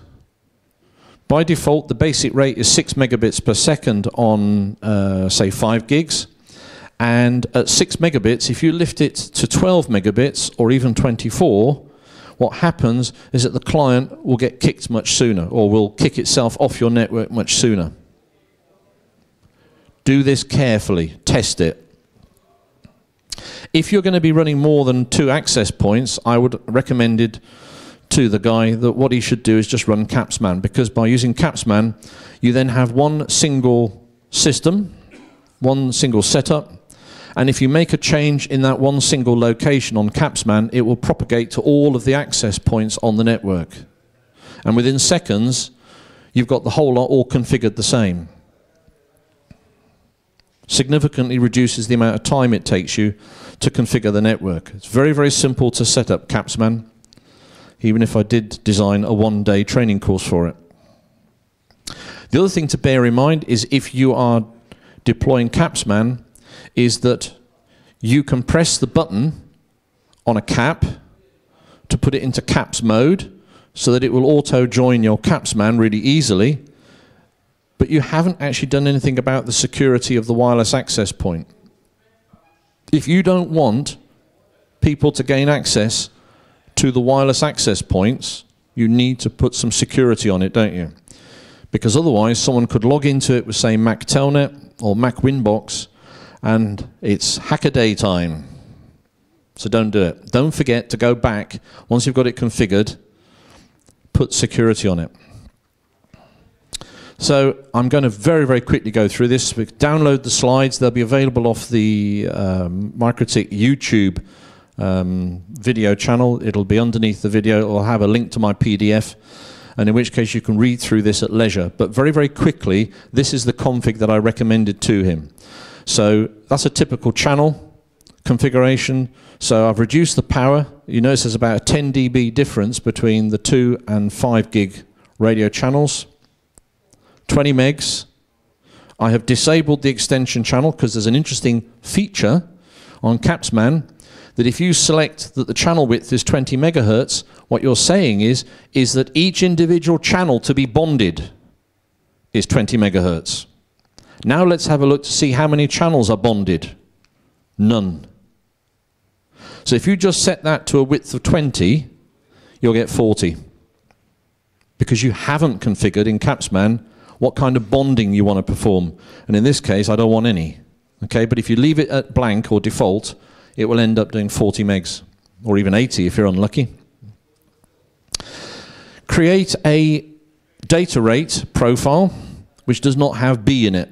So I've removed all the B data rates. So there's an example for 2.4, which only supports the G and N data rates. We don't need to provide any support for WPA TKIP or any of the other older encryption types. We only need to support WPA2 AES. So there's no need to do WPA and WPA2, just do 2 with AES. Disable this latest PMKID caching feature, this hackable parameter of Wi-Fi that allows you to get your foot in the door. Well, you can disable that, which is just recent new vulnerability that's been published. Turn that off. The other thing is that the group key update. It doesn't have a value by default. It is the group key. There are 2 encryption keys for every connection. So when your laptop, your phone, whatever is connected with WPA2 encryption, there are actually 2 encryption keys configured. You may only put the one password in, in this case today, MikroTik, but it actually, on initial connection for the first time with the access point, negotiates 2 unique encryption keys with you. You get an encryption key for your data, for your user data, for you going onto the web, getting your emails, but then there is another encryption key which is used for broadcast and multicast traffic, because that is an encryption key that's needed to be shared by everybody. Because if it's a broadcast packet, that is not sent to each individual client device. It's a broadcast packet. And so the AP transmits that broadcast packet with a commonly known, shared, everyone has the same one, encryption key. We need to change that frequently, because that's another vulnerability, that someone could monitor those broadcast packets transmitted with that single key that never changes. So let's change it a bit more often. So I set it to 1 hour. Hopefully there won't be many broadcast packets. There won't be too many for you to be able to store, but even if you stored 1 hour's worth, there should not be enough to be able to decode what the key is. We set up, say, a data path setting, put it onto a bridge on the Capsman controller. That brings all of the connections back to the Capsman router through its own tunnel.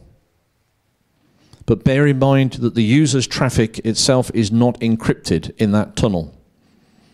It's a layer 2 tunnel going back to Capsman. So if your apply the 2.4 gig configuration profile. If it supports AC, then it's got to be a new 5 gig card. So in which case, apply the 5 gig profile. So you can have 2 provisioning rules, one beneath each other, and you'll then be able to provision automatically your CAPS interfaces in Capsman. So all the 2.4s will have no B modes, and all of the 5 gig cards will all have the full rates. And then all you then have to do is enable Capsman Manager Server mode, switch that on, and tell it to listen to one of the interfaces of where all your caps come back to. You are running on a Capsman-based system here today. We had a slight problem first thing in the morning. First of all, there was a problem with the hotel internet connection, that we got given an IP address by the hotel router, but we couldn't get any internet activity out through their router. So that took a while to fix that. And then I made the biggest mistake that I must be... Nearly 10 years I have been training students consistently, do not upgrade to the latest beta. It's my own fault. So you guys are all now running on the latest beta after I've now fixed a feature of upgrading to the latest beta, which went a bit unnoticed because it accidentally switched a few of the bridge ports around, which meant that I'm running 2 SSIDs, and some of the access points had accidentally messed up which SSID was connected to which of the 2 internal networks. So, but in here, 2.4 should be lower power than 5. And I'm still going to go around and fix some of the frequencies to remove them away from the hotel system. So it will improve when I get back to my desk. But at the moment, it's all on automatic with the frequency selection, so there may well be poor Wi-Fi coverage in some areas. But give me about an hour and I'll have it all sorted. At least I did a site survey last night to check what Wi-Fi was in use already. So I know where the holes are. I know where I can plant the channels that I want to put on.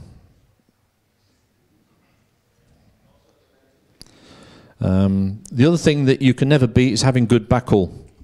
You can design the Wi-Fi as well as you like, but if you don't have a high enough backhaul speed connection into your Wi-Fi network, it will be the pits.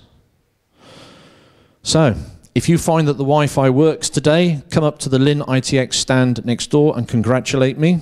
Make me feel good. If on the other hand it does not work very well, make me feel bad and tell me about it. I've got thick skin. We've got a TV set up there with the dude, and that is then showing the actual Capsman network and the wireless network that we've got in here today. So, thank you very much.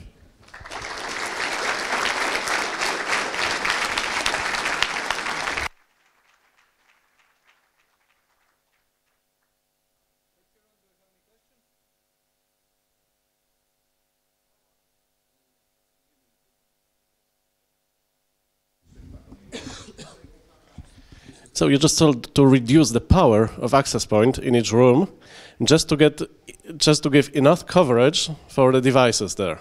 How you define enough coverage or good coverage in terms of signal like minus 75 dBm, or you do throughput test? Okay, this is a piece of string. Okay, it's elasticated. And now I'm asking you, how long is it? It varies. Okay, it depends. It depends on what type of service you're actually trying to provide to the end customer. Are you just trying to provide background internet, general surfing? I don't care, it's just garbage, I'm not bothered. Then the levels for that will be significantly lower, that their signal strength can go to before they can drop off the network. But if you're trying to provide a voice network and you've got cordless VoIP phones, please don't do that, okay? If you ever get a customer tell you they want to put VoIP onto your Wi-Fi network, try and dissuade them to go over to DECT instead. Okay, 9 times out of 10, DECT will be far superior for voice over IP phones over a wireless network, which is on dedicated spectrum, using fast roaming protocols, and it works really, really well. It's a really old system now, but it's a fantastic protocol that works really effectively well. So use DECT. But the levels will depend upon the client's requirements. Neg 70 isn't a bad signal level to go for the client, and to say anything that's below Neg 70 that a client is connecting to, anything less than that needs to be considered to be beyond the range of the AP. And therefore that client, wherever they're standing, there needs to be some provision for them with another AP in their vicinity. Yeah, you can go down to sort of Neg 80 or Neg 85, you know, if you want to do in the home, and you don't care about your kid's laptop in the bedroom having a really rubbish Wi-Fi signal. So it's a bit, depending whether you're in a hospital, educational, office, home, what signal levels you go for. It doesn't really fully answer your question, but I think you get the idea that it's... Yeah, but you probably have some experience with setting those. Like, what do you usually, like, usually for office, let's say? About Neg 75-ish. In that area. Because it depends on the client. The one problem that we have is the client device is the weakest link in our system. You can design the most wonderful Wi-Fi system in the world, and the mistake that you can make is walking around to do a survey afterwards with your laptop. Are they going to use your laptop? No. They're going to use their laptop, which their IT department may have purchased, which may not have the right drivers. They may be broken configuration on the mobile devices. There may be really old software, might be very, very sticky and refuse to disconnect from an AP even though they've gone long, long way down the corridor and should really be connecting somewhere else. You have no control over the mobile devices. You don't really have much control over the signal levels either. It's only in a very, very tightly controlled environment, like if you're deploying Wi-Fi into a hospital, where you are now going to say, not only will we be supplying the APs, but we're going to be talking to you and using your devices to do the survey with, and we've now proven with your devices that the Wi-Fi works really well with your devices. You can then walk off the site happy. But the minute someone brings a new device in, of a new model, a new type, a new software version, your config is... could easily be broken again, or the Wi-Fi could not be functioning as well again. You'll learn to hate Wi-Fi as much as I do. Anyone with another question? In which case I'll go back to my table and fix the Wi-Fi. Thank you, everybody. Thank you. Thank you. Thank you, Ron. So the next presentation will be from Barry Higgins, and he will be telling us about basic security from out of the box to more bespoke non-default setups. Don't even switch it on. The title is longer than the course. I'm just about to mute my phone.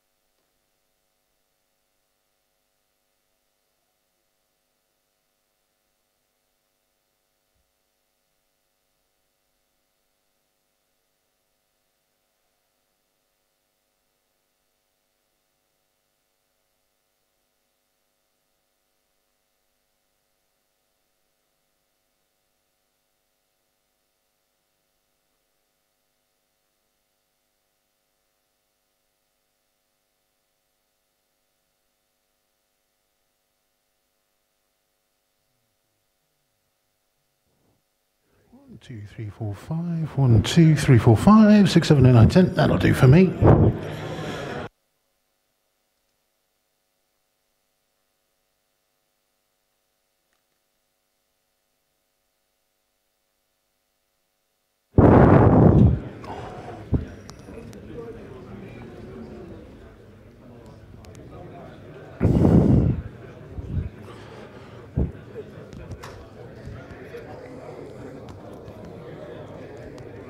Two, 2, 2, 2, 2, 2, 3, 4, 5.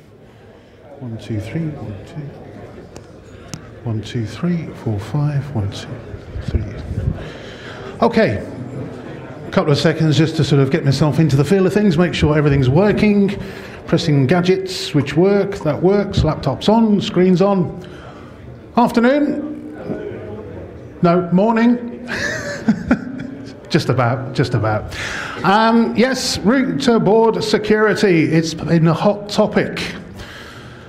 Very hot topic. And it's a topic I was a bit dubious about taking on because there are so many things floating around at the moment.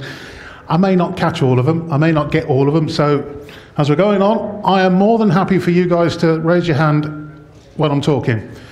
We're not going to leave it to the very last minute and then you've got to remember what we were doing 15 minutes ago. So please, stop me as we're rolling on. I'm more than happy to talk as we're going through and sort of, in a way, it's almost like one of my training classes. I'd rather have conversation as we're going through the presentation.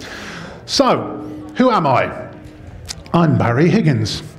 I've made a living in IT since 1996, thereabouts, so pretty much starting to be in the dinosaur range. Done various things over the years, but the one that I'm sort of I got into the MikroTik side of things was I became a WISP in 2009. Again, that was due to the fact that I wandered off to a mum in Poland. And it was a case of, ooh, I can do this. Came back home, started up my own little WISP in my local little areas, which is just about 25 miles down the road. And that's where it started. Got hooked into the MikroTik for the bang for buck sort of scenario where it was nice and cheap. And I did actually get quite a good value for money. Took a while. I've got the WISP running. And then I decided, you know what? I know a lot about it now. Let's go and get the certificates. Hence, I then decided to become a consultant in 2015. And not very long later, I then decided to do the training course to become a trainer, so in 2016. I will state, I am not a security expert. Let's get that out there now. I am not a security expert. What I have done, though, is accumulated as much knowledge as I can and hopefully present to you in the next 30 minutes, 45 minutes, as much as we can get to make it as safe as we can. Yeah, shameless plug alert. Riga, I'm one of the trainers. As Ron may have mentioned earlier on in the previous one, we've got somebody who's obviously applauding there because he was there. You were there in June? Yeah, June. Hands up all those who have been to Riga to do their training with us. Yeah, quite a few. Good. Spread the word. Yes, that was the summer. That's the 5 of us. You can't really see who we are in there, but Leo, Menno, Lorenzo, Ron and myself. Some happy pictures. We were definitely doing a lot of work. It was hard graft. It really was hard, wasn't it? Yeah. Just keep nodding. I put this one. She was the favourite for quite a few of the students in the summer. That's Santa. I gather she will be there at Christmas as well. After the success of the first 2 editions of the MikroTik Riga Training Bootcamp comes Riga Training Bootcamp 3. Yes, as in all the best sequels, we've now gone to number 3. It's from the 6th to the 12th of November. 6 days of training, 5 skilled trainers, 10 different training courses, and a multitude of combinations are available. There's our schedule, roughly broken down. We've got 2 sets. First 3 days, a day off, then the last 3 days. You can book now to get the early bird price. The refresh renew rate is £135 or 150 euros. And obviously single course and double courses, it's all there. We have a stand. It's out there, you can't miss it. So please, feel free, come and have a chat to us if you feel like you want to get some more training and you want to get some more certificates to prove that you know what you know. Come and see us. We might be able to do you a good deal. So, the importance of security.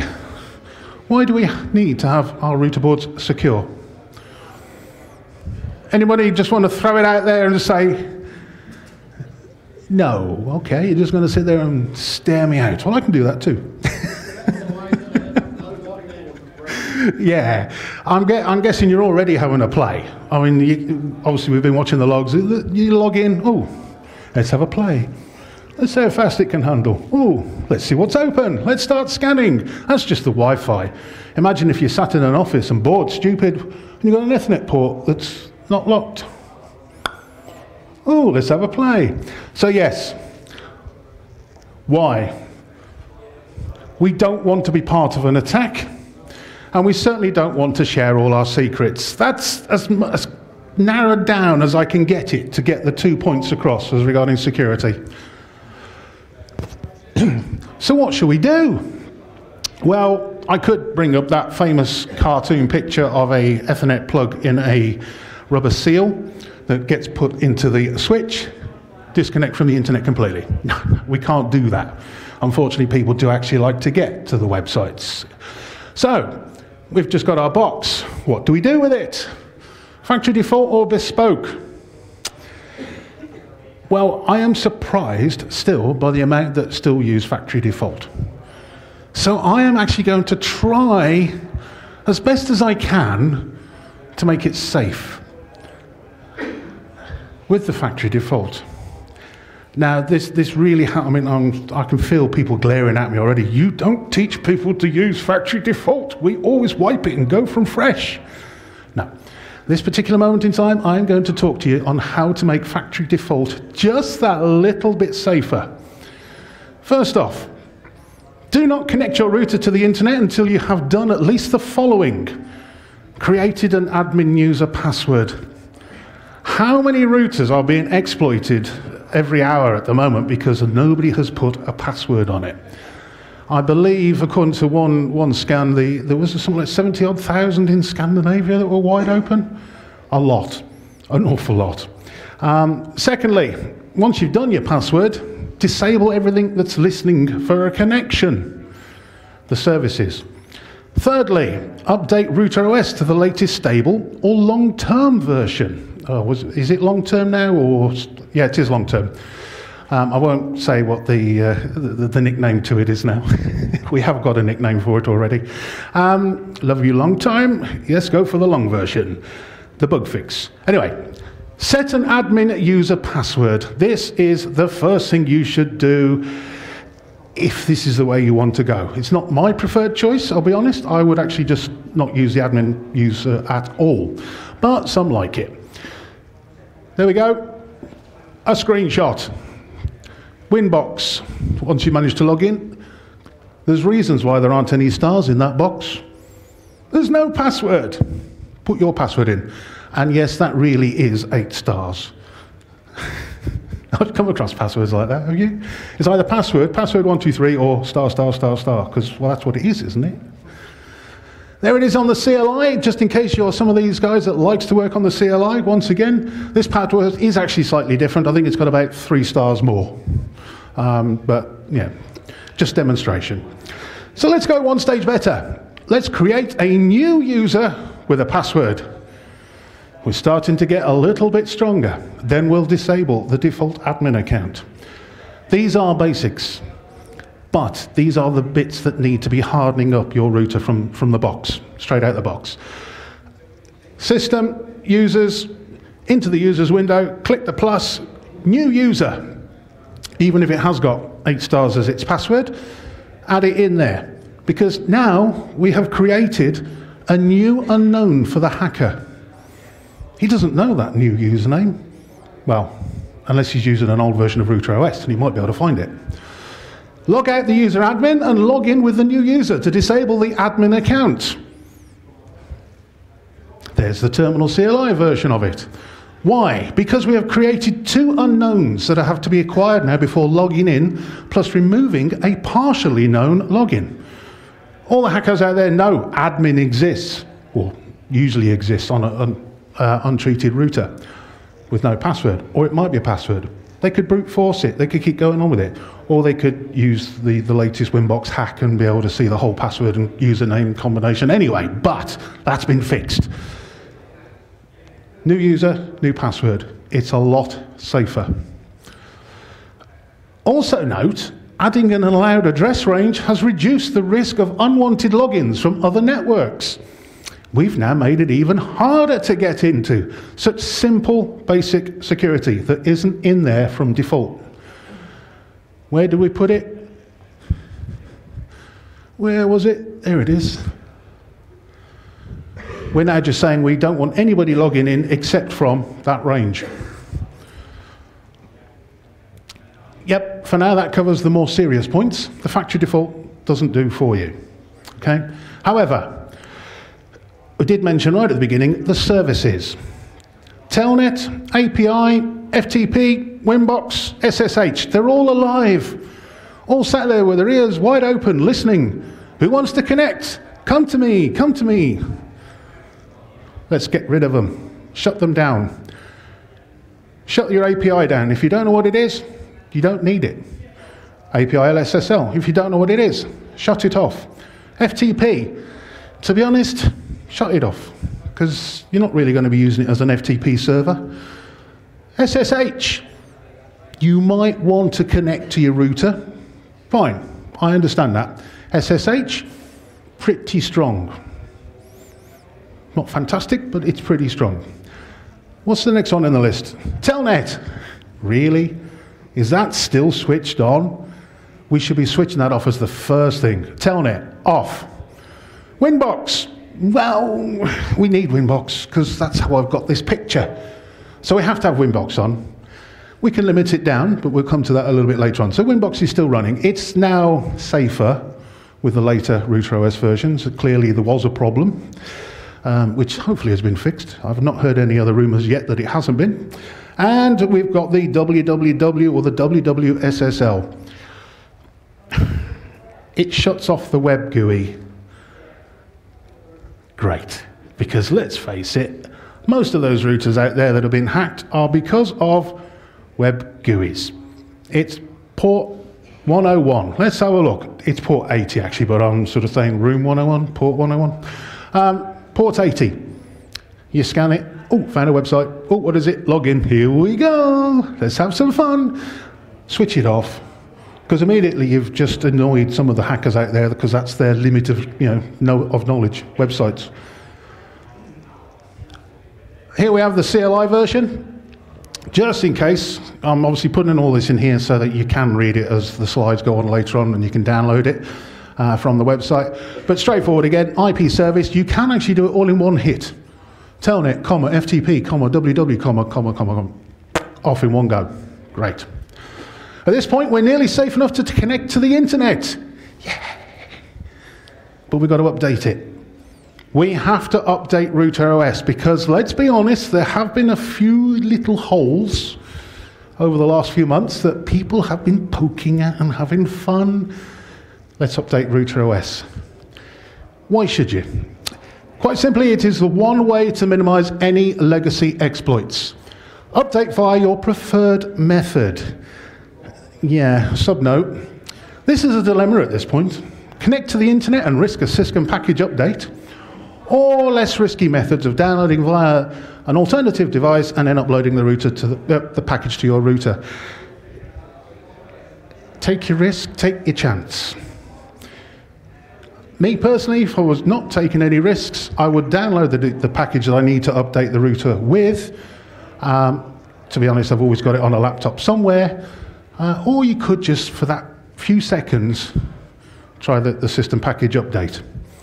At which point, system package check. Now, personally speaking, I would go with the bug fix. Sorry, long time mix, whatever it's called. Bug fix. Select that one because we don't run production. We don't run the current on production systems. We certainly don't run beta in production systems. We run the bug fix version. Sorry, long time version. There you'll see there are various version numbers. It's also got a bit of a change log as regarding what's happening and what's been fixed or what's been broken. Click OK. Hopefully, so long as you've got internet access, your router will update. As I said, really, if you want to be 100% sure safe, do the update via the other methods of FTPing it to it or dragging and drop through Winbox. And there we have the CLI version of it again. System package update set, channel equals the bug fix, long time links, whatever they call it. We've got our versions there. And then the other one is the system package update install. And let it do its business. One bit, everybody forgets this bit. Well, I say everybody that doesn't know about it, router boot. It's another little part that you need to update. So once your router's come back online after doing its update, let's do the router boot update too. You find it in System, Router Board. Click the well, in fact, if you find that your version numbers are all a bit of a mishmash, and your upgrade firmware does actually say that it's a greater number than the current firmware, well, upgrade it. If you don't, you might find weirdness happens. That's the only way I can describe it. You ask any of the trainers, it's just weirdness. Things don't always work as you'd expect. We can't put a finger on it exactly what it is. Just check your firmware, check the router boot. You might find it's out of date or the wrong version. That's it. Thanks for listening. I'm off. Ta-da. Oh, sorry, there's more. Do you trust the LAN side? Is it just you in the network? Okay, you can trust it. Is it an office? Do you trust them? No. Do you trust 200 guys sat there in the chairs all scanning the Wi-Fi? No. That's LAN side. Right, we better harden it up a little bit more then, because in the default factory settings we have Mac servers, neighbor discovery. Yeah, I've included the spelling alteration for the Americans and the English of us, and active empty Ethernet ports. And we have what we call the B-test server. They're all actively listening for connections. La la la, anybody out there want to have a go? Let's switch them off. Disable the Mac servers. The Mac servers enable connections over layer 2 via Ethernet, Mac Telnet, or Mac Winbox. Disable if you do not want them active. To be honest, I would switch them off. Once you've got a happy, stable network and you've got people in that network, switch them off. If you've got devices on that network, switch them off. You don't need the access. Where do you find it? This time, you'll find the servers are in Tools. Mac Telnet server, Mac Winbox server. The allow interface list. Well, we'll just say no list, none. Switch it off. It's gone. There we have it in the CLI. Neighbor discovery. Neighbor discovery allows your router to be seen by other devices and information of those devices seen by your device. Your bleeding out info. Hi there. I'm running MikroTik version 6.25. It's really, really bad for access. Come and have a poke.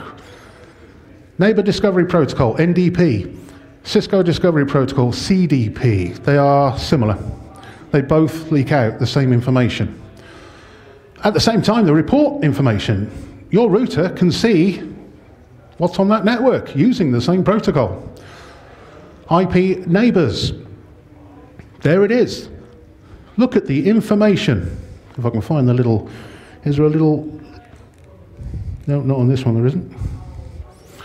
If I had the beam, I would point it to IP address allocation, identities, the platform. You will see Cisco information there as well if it's switched on. The version that it's running. Oh, look, we have a long-term one. That means I must be keeping up to date with my updates. The type of router, was there anything specific about that router that had a problem security-wise? Is it running IPv6 and uptime? You might think it's innocent information. It isn't. Every little bit that you can glean about a device, what version it's running, you can refer back to your notes if you're a hacker and go, That version had a hole in whatever. That had a problem in that one. Let's work on it. Bang, bang, bang, bang. Let's stop advertising it. Let's switch it off. IP, neighbors, discovery settings, interface, none. We don't want to listen and we don't want to tell. There it is in the CLI. IP neighbor, discovery settings, set the discovery interface list to none. Switch it off. Okay, what's left? You've got a nice little router, you've got all your patch leads going all off around the walls, and then you find that there's half a dozen sockets that aren't actually connected to anything. But your router's listening, or your switch is listening. Do you just leave them on? No, you don't leave them on. You switch them off. Because it doesn't take 5 seconds for somebody to plug something in, get a DHCP lease, whatever, they've instantly got into your network, they're behind your firewall, they're starting to look. They're getting deeper into it, they start to play. Switch those ports off. Various different methods to access them, and again, there are various different ports that they could be switching on and off. Ethernet, SFP ports, even wireless. If you don't want it, switch it off. How do you switch it off? Well, in the Ethernet side of things, straightforward, disable. And there it is in CLI. Yeah, on the subject of ports, wireless interface. Your HAP light, switch it on, wireless is on. Guess what? No password. It's there listening. Come on, connect. Anybody can connect to my internet because the idiot administrator hasn't set a password. Depending on the model, the wireless may be open to connection without any password required. Absolute minimum, add a password. How to? You create a new, I always create a new security profile. I then leave the defaults alone, disable them, whatever, but leave them alone. I create a new security profile, then assign the profile to all the wireless interfaces requiring it. Hopefully Ron's not watching this because there's a couple of bits I've missed about security. I haven't really gone into the full depth that Ron did earlier on, but here we have it. First of all, I create a new security profile. I've called it New Security Profile. Mode, dynamic keys. I'm only using WPA2 PSK because we all know WPA is a waste of time. I'm using just the AES ciphers on there. And yes, that really is all stars. Done. That's my security profile. But if I just quickly whiz over to here, the default wireless interface, open it up, it's using now, I've told it to use the new Wi-Fi profile. Okay. It's at least now got a password set. Because we are still playing with the factory default. Yeah, really safe, this factory default, isn't it? You may as well just wipe it and start all over again, because that's pretty much what you're going to have to do. There's the CLI for it. It can get a little bit complex if you're working on CLI and wireless with all the different options. Then the other thing that was in that list, why disable the B-test server? Guess what? It's listening. Port 2000. And yes, as I put there, like moths to a flame, it'll draw the inquisitive to your router. They may not be able to do anything with it, but they may know what it is. They might find a way of logging in. They may have found your password. Next thing you know, you'll find you can't understand why you've got no bandwidth left, because they're playing with your bandwidth tester. Here we go. Switch it off. Very simple. Tools, bandwidth server, enabled. Well, untick, it's not enabled anymore. Strange one. But do you trust it? Caspers is smiling. Do you trust MikroTik Cloud Time Update? Did you know it was on? Did any out there know that that's actually running? As you did, a few. Me personally, I switch it off. When it comes to time updates, personally, I would like to be able to get an update from my own server, or at least a server that I can trust and I have a rapport with. So straightforward enough, IP, cloud, untick, update time. That's on, even if you do factory default, reset, no config. It's still on. No, a bit of a bugbear. I'd rather have that switched off. I might submit that to support at some point. It might be better to set your own NTP client to a server you are more familiar with. In that case, we'd need to know how. There we have it. System. SMTP client enabled, and yes, that's a bogus IP, 1234. Yeah, it's not really an NTP server.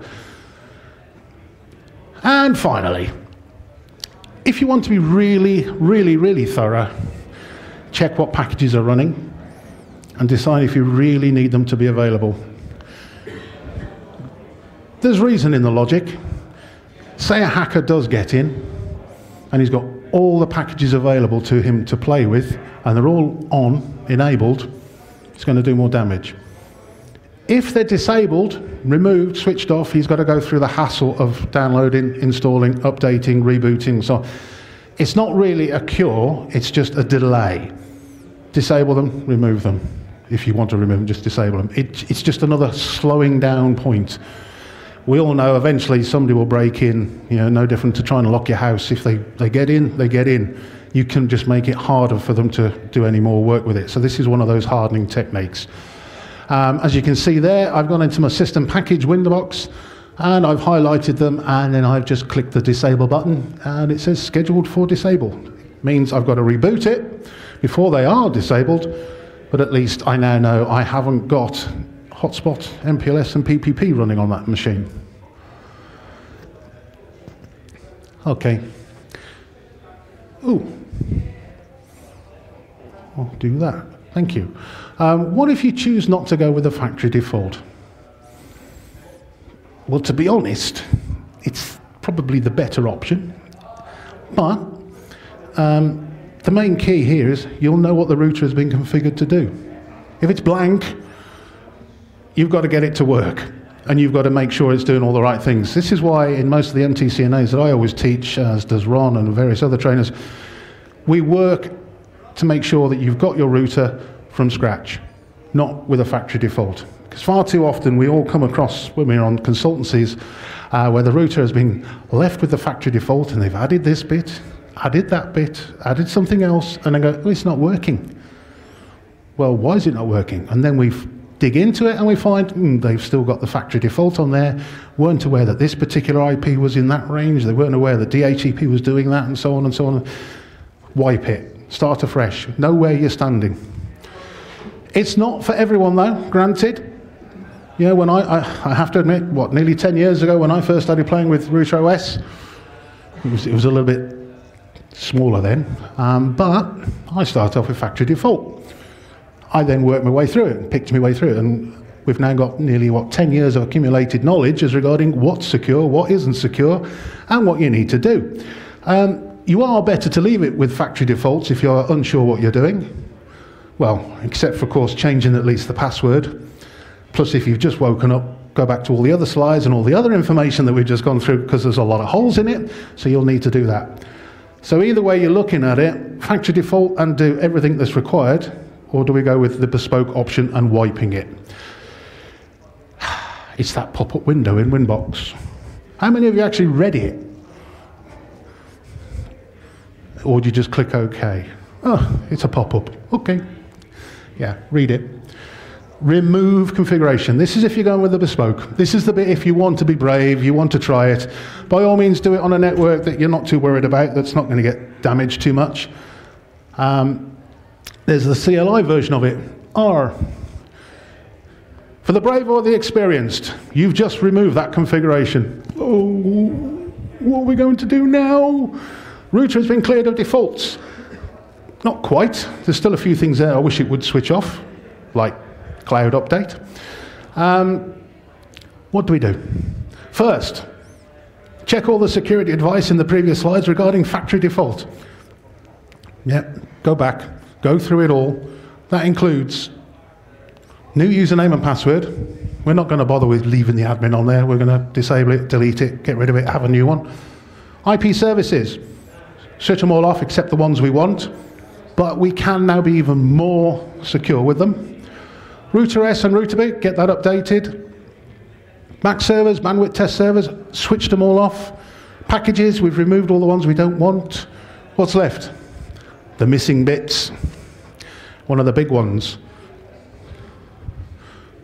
Oh, the firewall. Oh no. I am going to try and keep this simple. I am not going to teach you on how to build a firewall in this bit, this bit, this bit, this bit. I'm just going to give you a guide. What to look for, how to approach it. Breaking it down, we remember that the firewall can protect both the router in, out, and any network available through it.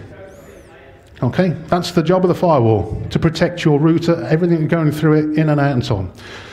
We split that down into 3 possible chains, as they are known. Input-output chain refer to traffic emanating from the router or destined for the router. The forward chain is any packet going through it, not stopping at it and then doing something and carry on. No, it's going through it. 3 chains, in, out, forward. I was about to do shake it all about, but it's not the okey cokey. Input, output, forward chain. The sequence is allow the packets you want, then block everything else. It is that simple. And keeping it simple is the key with firewalls. The more complex, the more problems, the less likelihood you're going to find where it went wrong, and more than likely somebody's going to get in. So, the accept options, the allowed options. Typically 3 ways to approach this. Individual specific rules, 1 rule to allow this, 1 rule to allow that, this rule to allow this, or 1 rule that assigns itself to an address list. We're going to accept all those computers, all those devices, all those servers, put them into an address list. Or finally, we can look at new chains, where we combine individual specific rules, address lists, and other tools all into one chain. And we can say, right, all these packets that are coming in, we've recognized what they are. I want you to now go to the new chain and be filtered. Note, the following examples show a combined input-output forward chain. This is for demonstration purpose only and requires individual input, output, and forward chains in actual use. That's my warning. As I said, these aren't just cut and paste. These are just to give you guides, okay? I use, just to keep it simple, individual rules utilizing input, output, forward. So in actual fact, there's 1, 2, 3, 4, 5, 6, 6 times 3. So 1, 2, 3, 4, 5, 6, yeah, times 3, that's at least 18 rules for your input, your output, and your forward. Is it 18? Have I got my maths wrong? 1, 2, 3, 4, 5, 6 times 1, 2, 3. Yeah, 18. Doubt myself there. Where do you find your firewall? IP, firewall. The filter rules, it's the very first tab. Your filter rules work like this. We have what we call the matcher, the bit that we are looking for to then apply, whether we want it, whether we don't want it, whether we want to save it, whether we want to add it to an address list, whatever we want to do with this packet, we need to match it to something. We are looking, and our matcher consists of anything within these 3 tabs: general, advanced, and extra. Then, once we've decided what our traffic's going to be, we can then apply what we call the action. So we have our matcher and the action that we're going to apply to it. In that action, we have various different options from accept, add to destination, source, drop, fast track connection, jump, a whole plethora of stuff there. All of it available on the wiki. And there are plenty of firewall experts that have constructed various basic scripts for you. So please, do not use this as your de facto standard. Just understand the concept of what's going on, because that won't work as a CLI. I have created an input-output forward chain. It doesn't exist. That's actually a created one. You will need to create your chains according to input, a chain for output, and a chain for forward. The matcher criteria: source address equals 192.168.88.0/24. As an example. Action, well, we want to accept that. That's our internal network. Or we don't want to. We want to drop it. So that's the very simple first firewall rule. an individual accept. So this just breaks it down to say, right, we have our chain input, output, forward, and we're just going to accept it.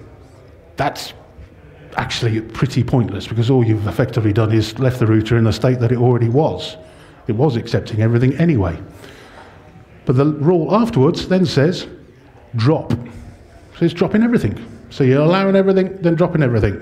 Actually, no, because you've allowed it first, it doesn't see the drop, it carries on. The drop becomes pointless. Once you've found your matched traffic and you've allowed it, it doesn't continue through the rest of the firewall. It stops at that point, jumps off, carries on. Packet goes.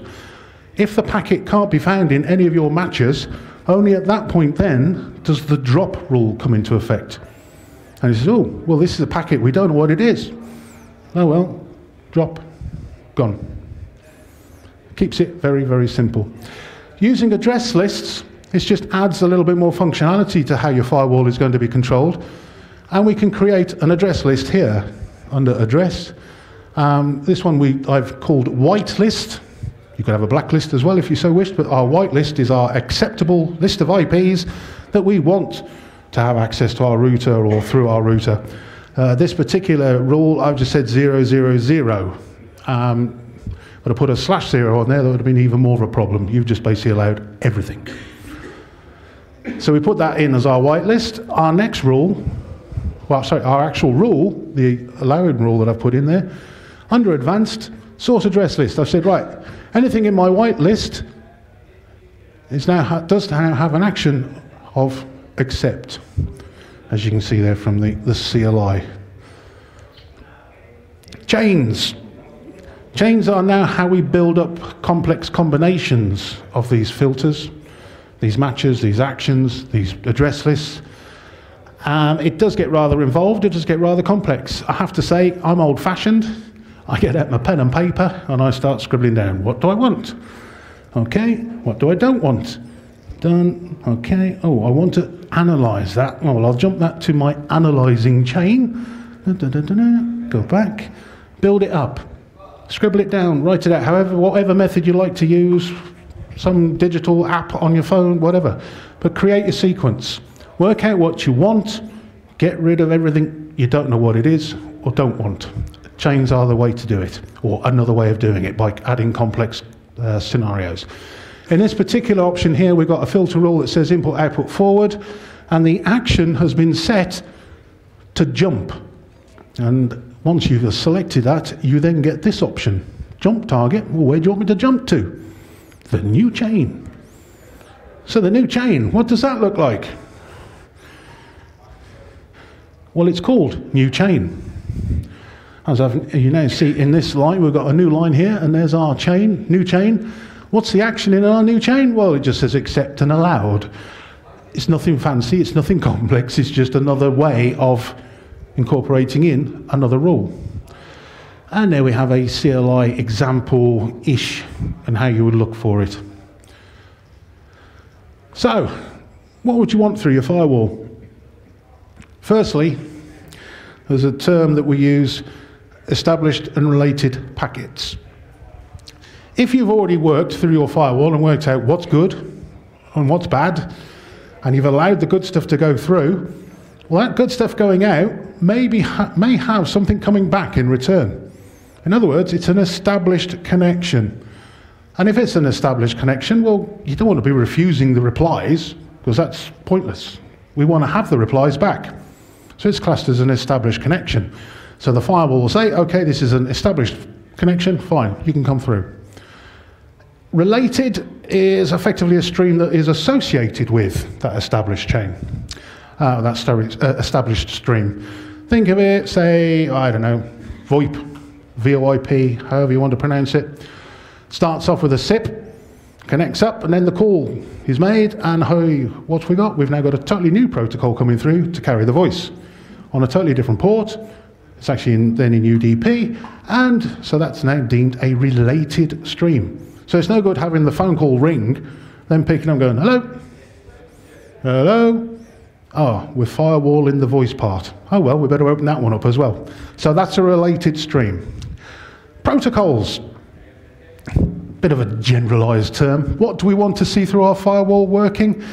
Well, I've listed there just a couple to start you off with. ICMP, ping, as most of you probably understand it as. You don't mind the odd ping or two. Great. 20 pings a second, you might start thinking, hang on, buddy. You're taking the mick here. Create a new ICMP rule that says, fine, you want to know where I am, I'll let you have 5 pings in 2 minutes. That's it. After that, blocked. You're starting to create very complex dynamic rules, but ICMP is required.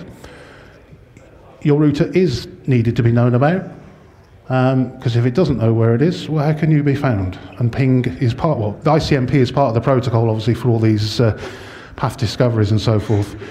Routing protocols. It's no good blocking off routing protocols if your router's a router, because if there's nothing coming in to tell it what to route, it's not a router anymore. It's just a dumb switch. So, routing, there could be BGP. Yeah, you might be into the BGP world out there and you're listening for your peer to come in and say, yeah, here's my announcements. Great, I know who you are, I'll let you through my firewall. You, though, not so sure on, you're blocked. So you could be filtering out your BGP protocols. OSPF, there's a whole host of them in there that you could be filtering. We're looking at VPNs. You want to get into your network from the outside world? Well, it's no good locking it off. You'll never get into it. So your firewall, then you'd say, right, okay, it's me because I'm coming in on this port I've made and I've hidden it way up there so nobody else knows about it. Fine, I'll let connections come in on that port. So your firewall really is quite complex.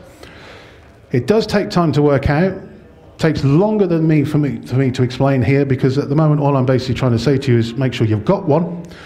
When it comes to firewall efficiency, deal with the biggest bulk of packets first. Process the unwanted, the known bad packets and traffic, and then process the wanted and the known good packets and traffic, get them out of the way. If you know about them, why sit there filtering it and playing with it? Get it off, go. If you know that it's bad, well, go. I don't need to process you any further. I don't need to do any more filtering. Then all that leaves you with is the bits that you don't know about.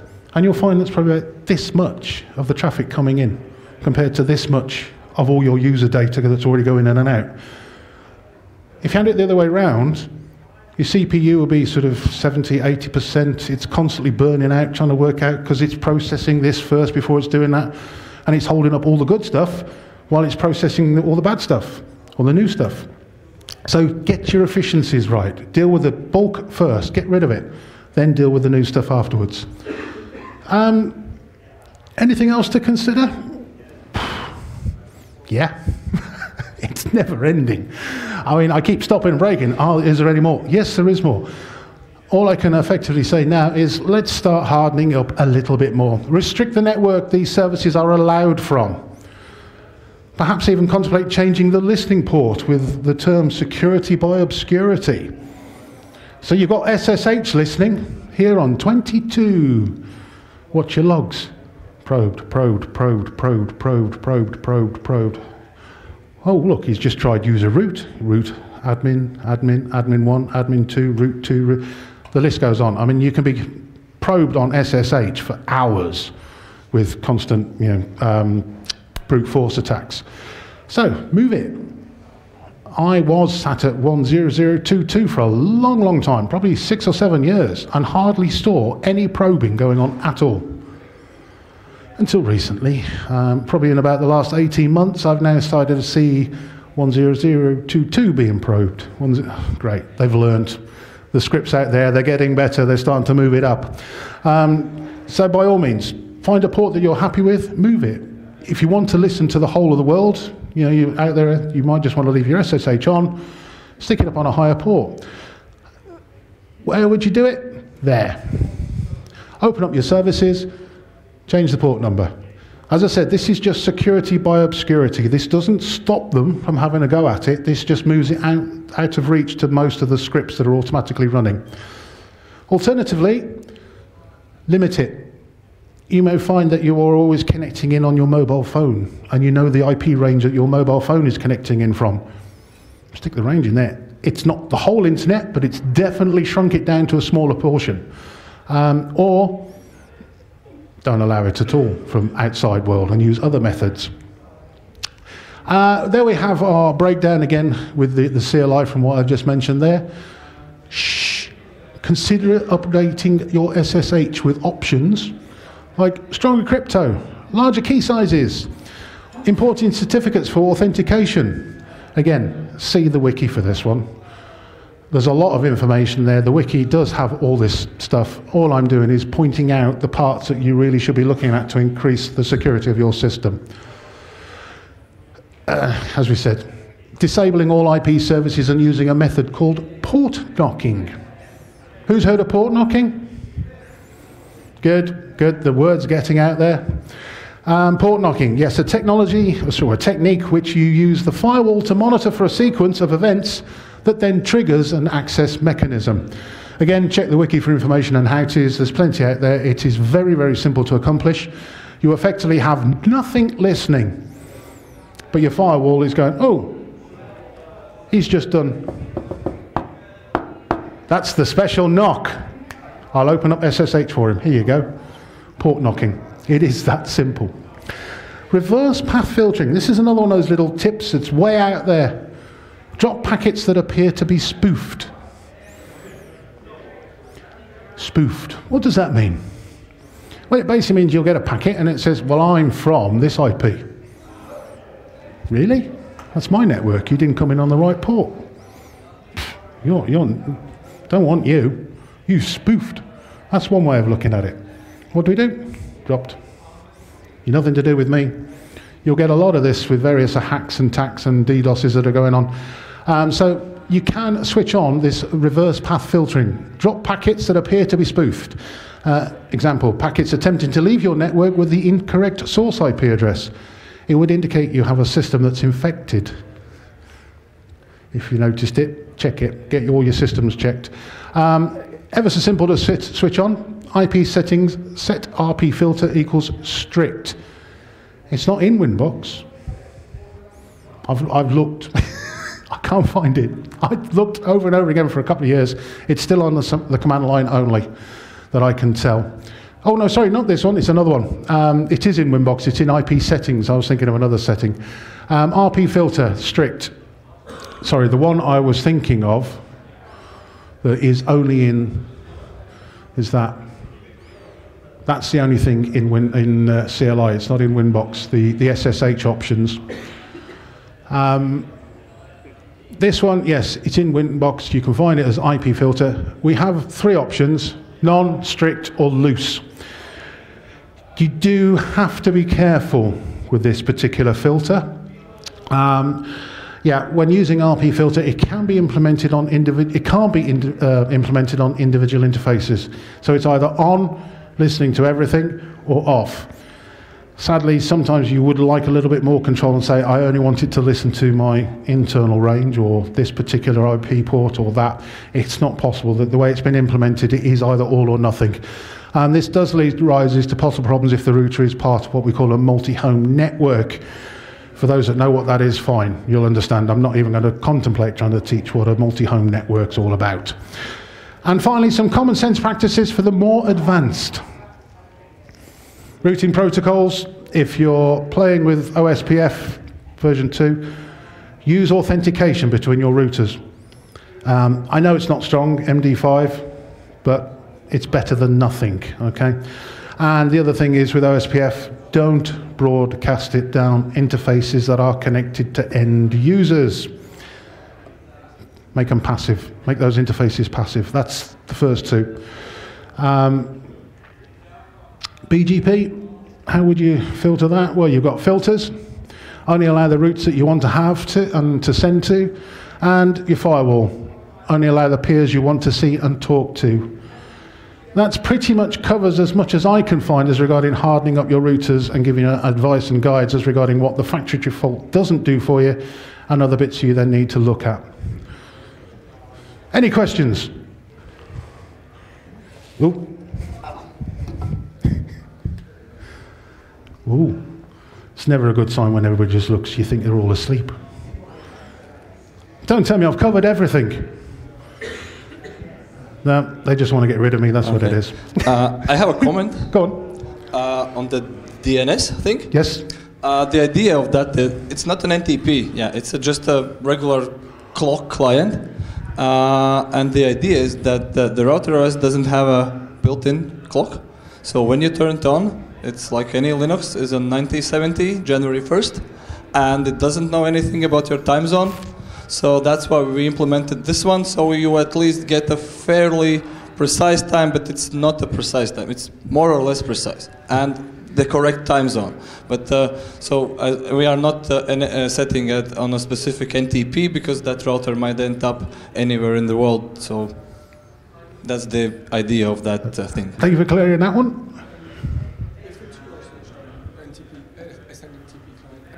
NTP is the priority. Yeah, NTP. Do you have any questions? No. Okay, thank you. Thank you very much. Thank you. And as we are a little bit behind the schedule. Yeah, okay, yeah, sure, finish. MikroTik Camp, come and see us on the table if you fancy being taught a lot more. Thank you.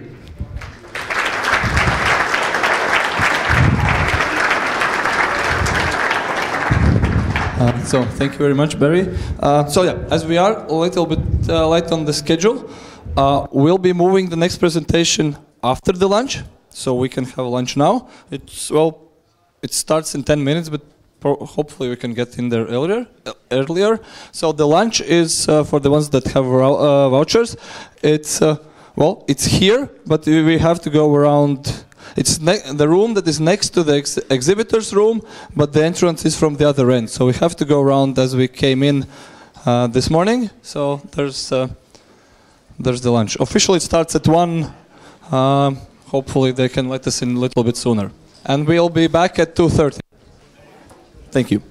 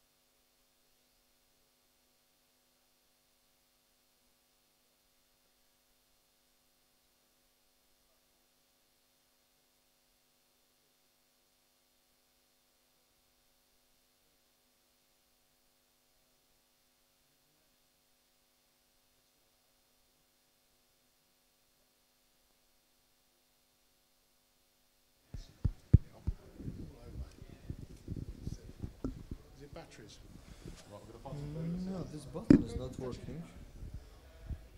So it was off and I couldn't move that. So now I can't put it into mute.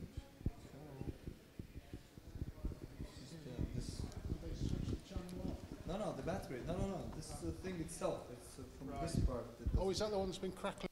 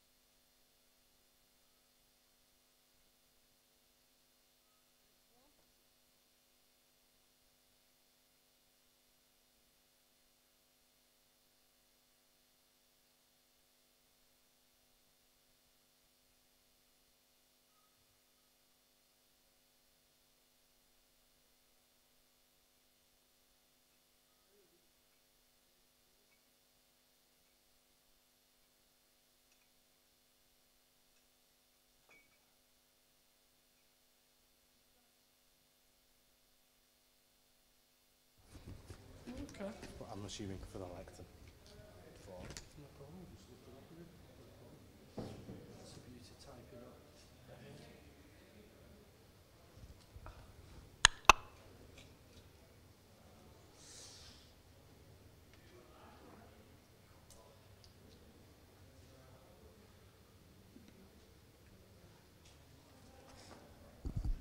Two.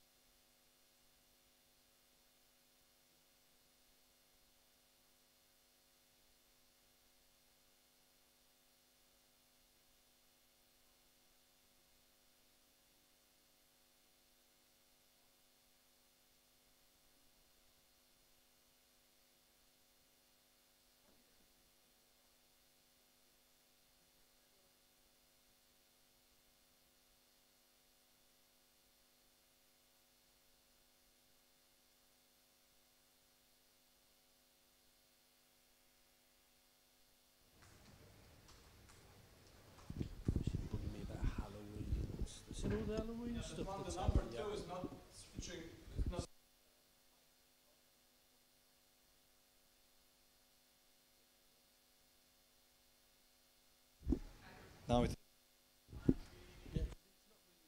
Just kind of. Yeah, tried.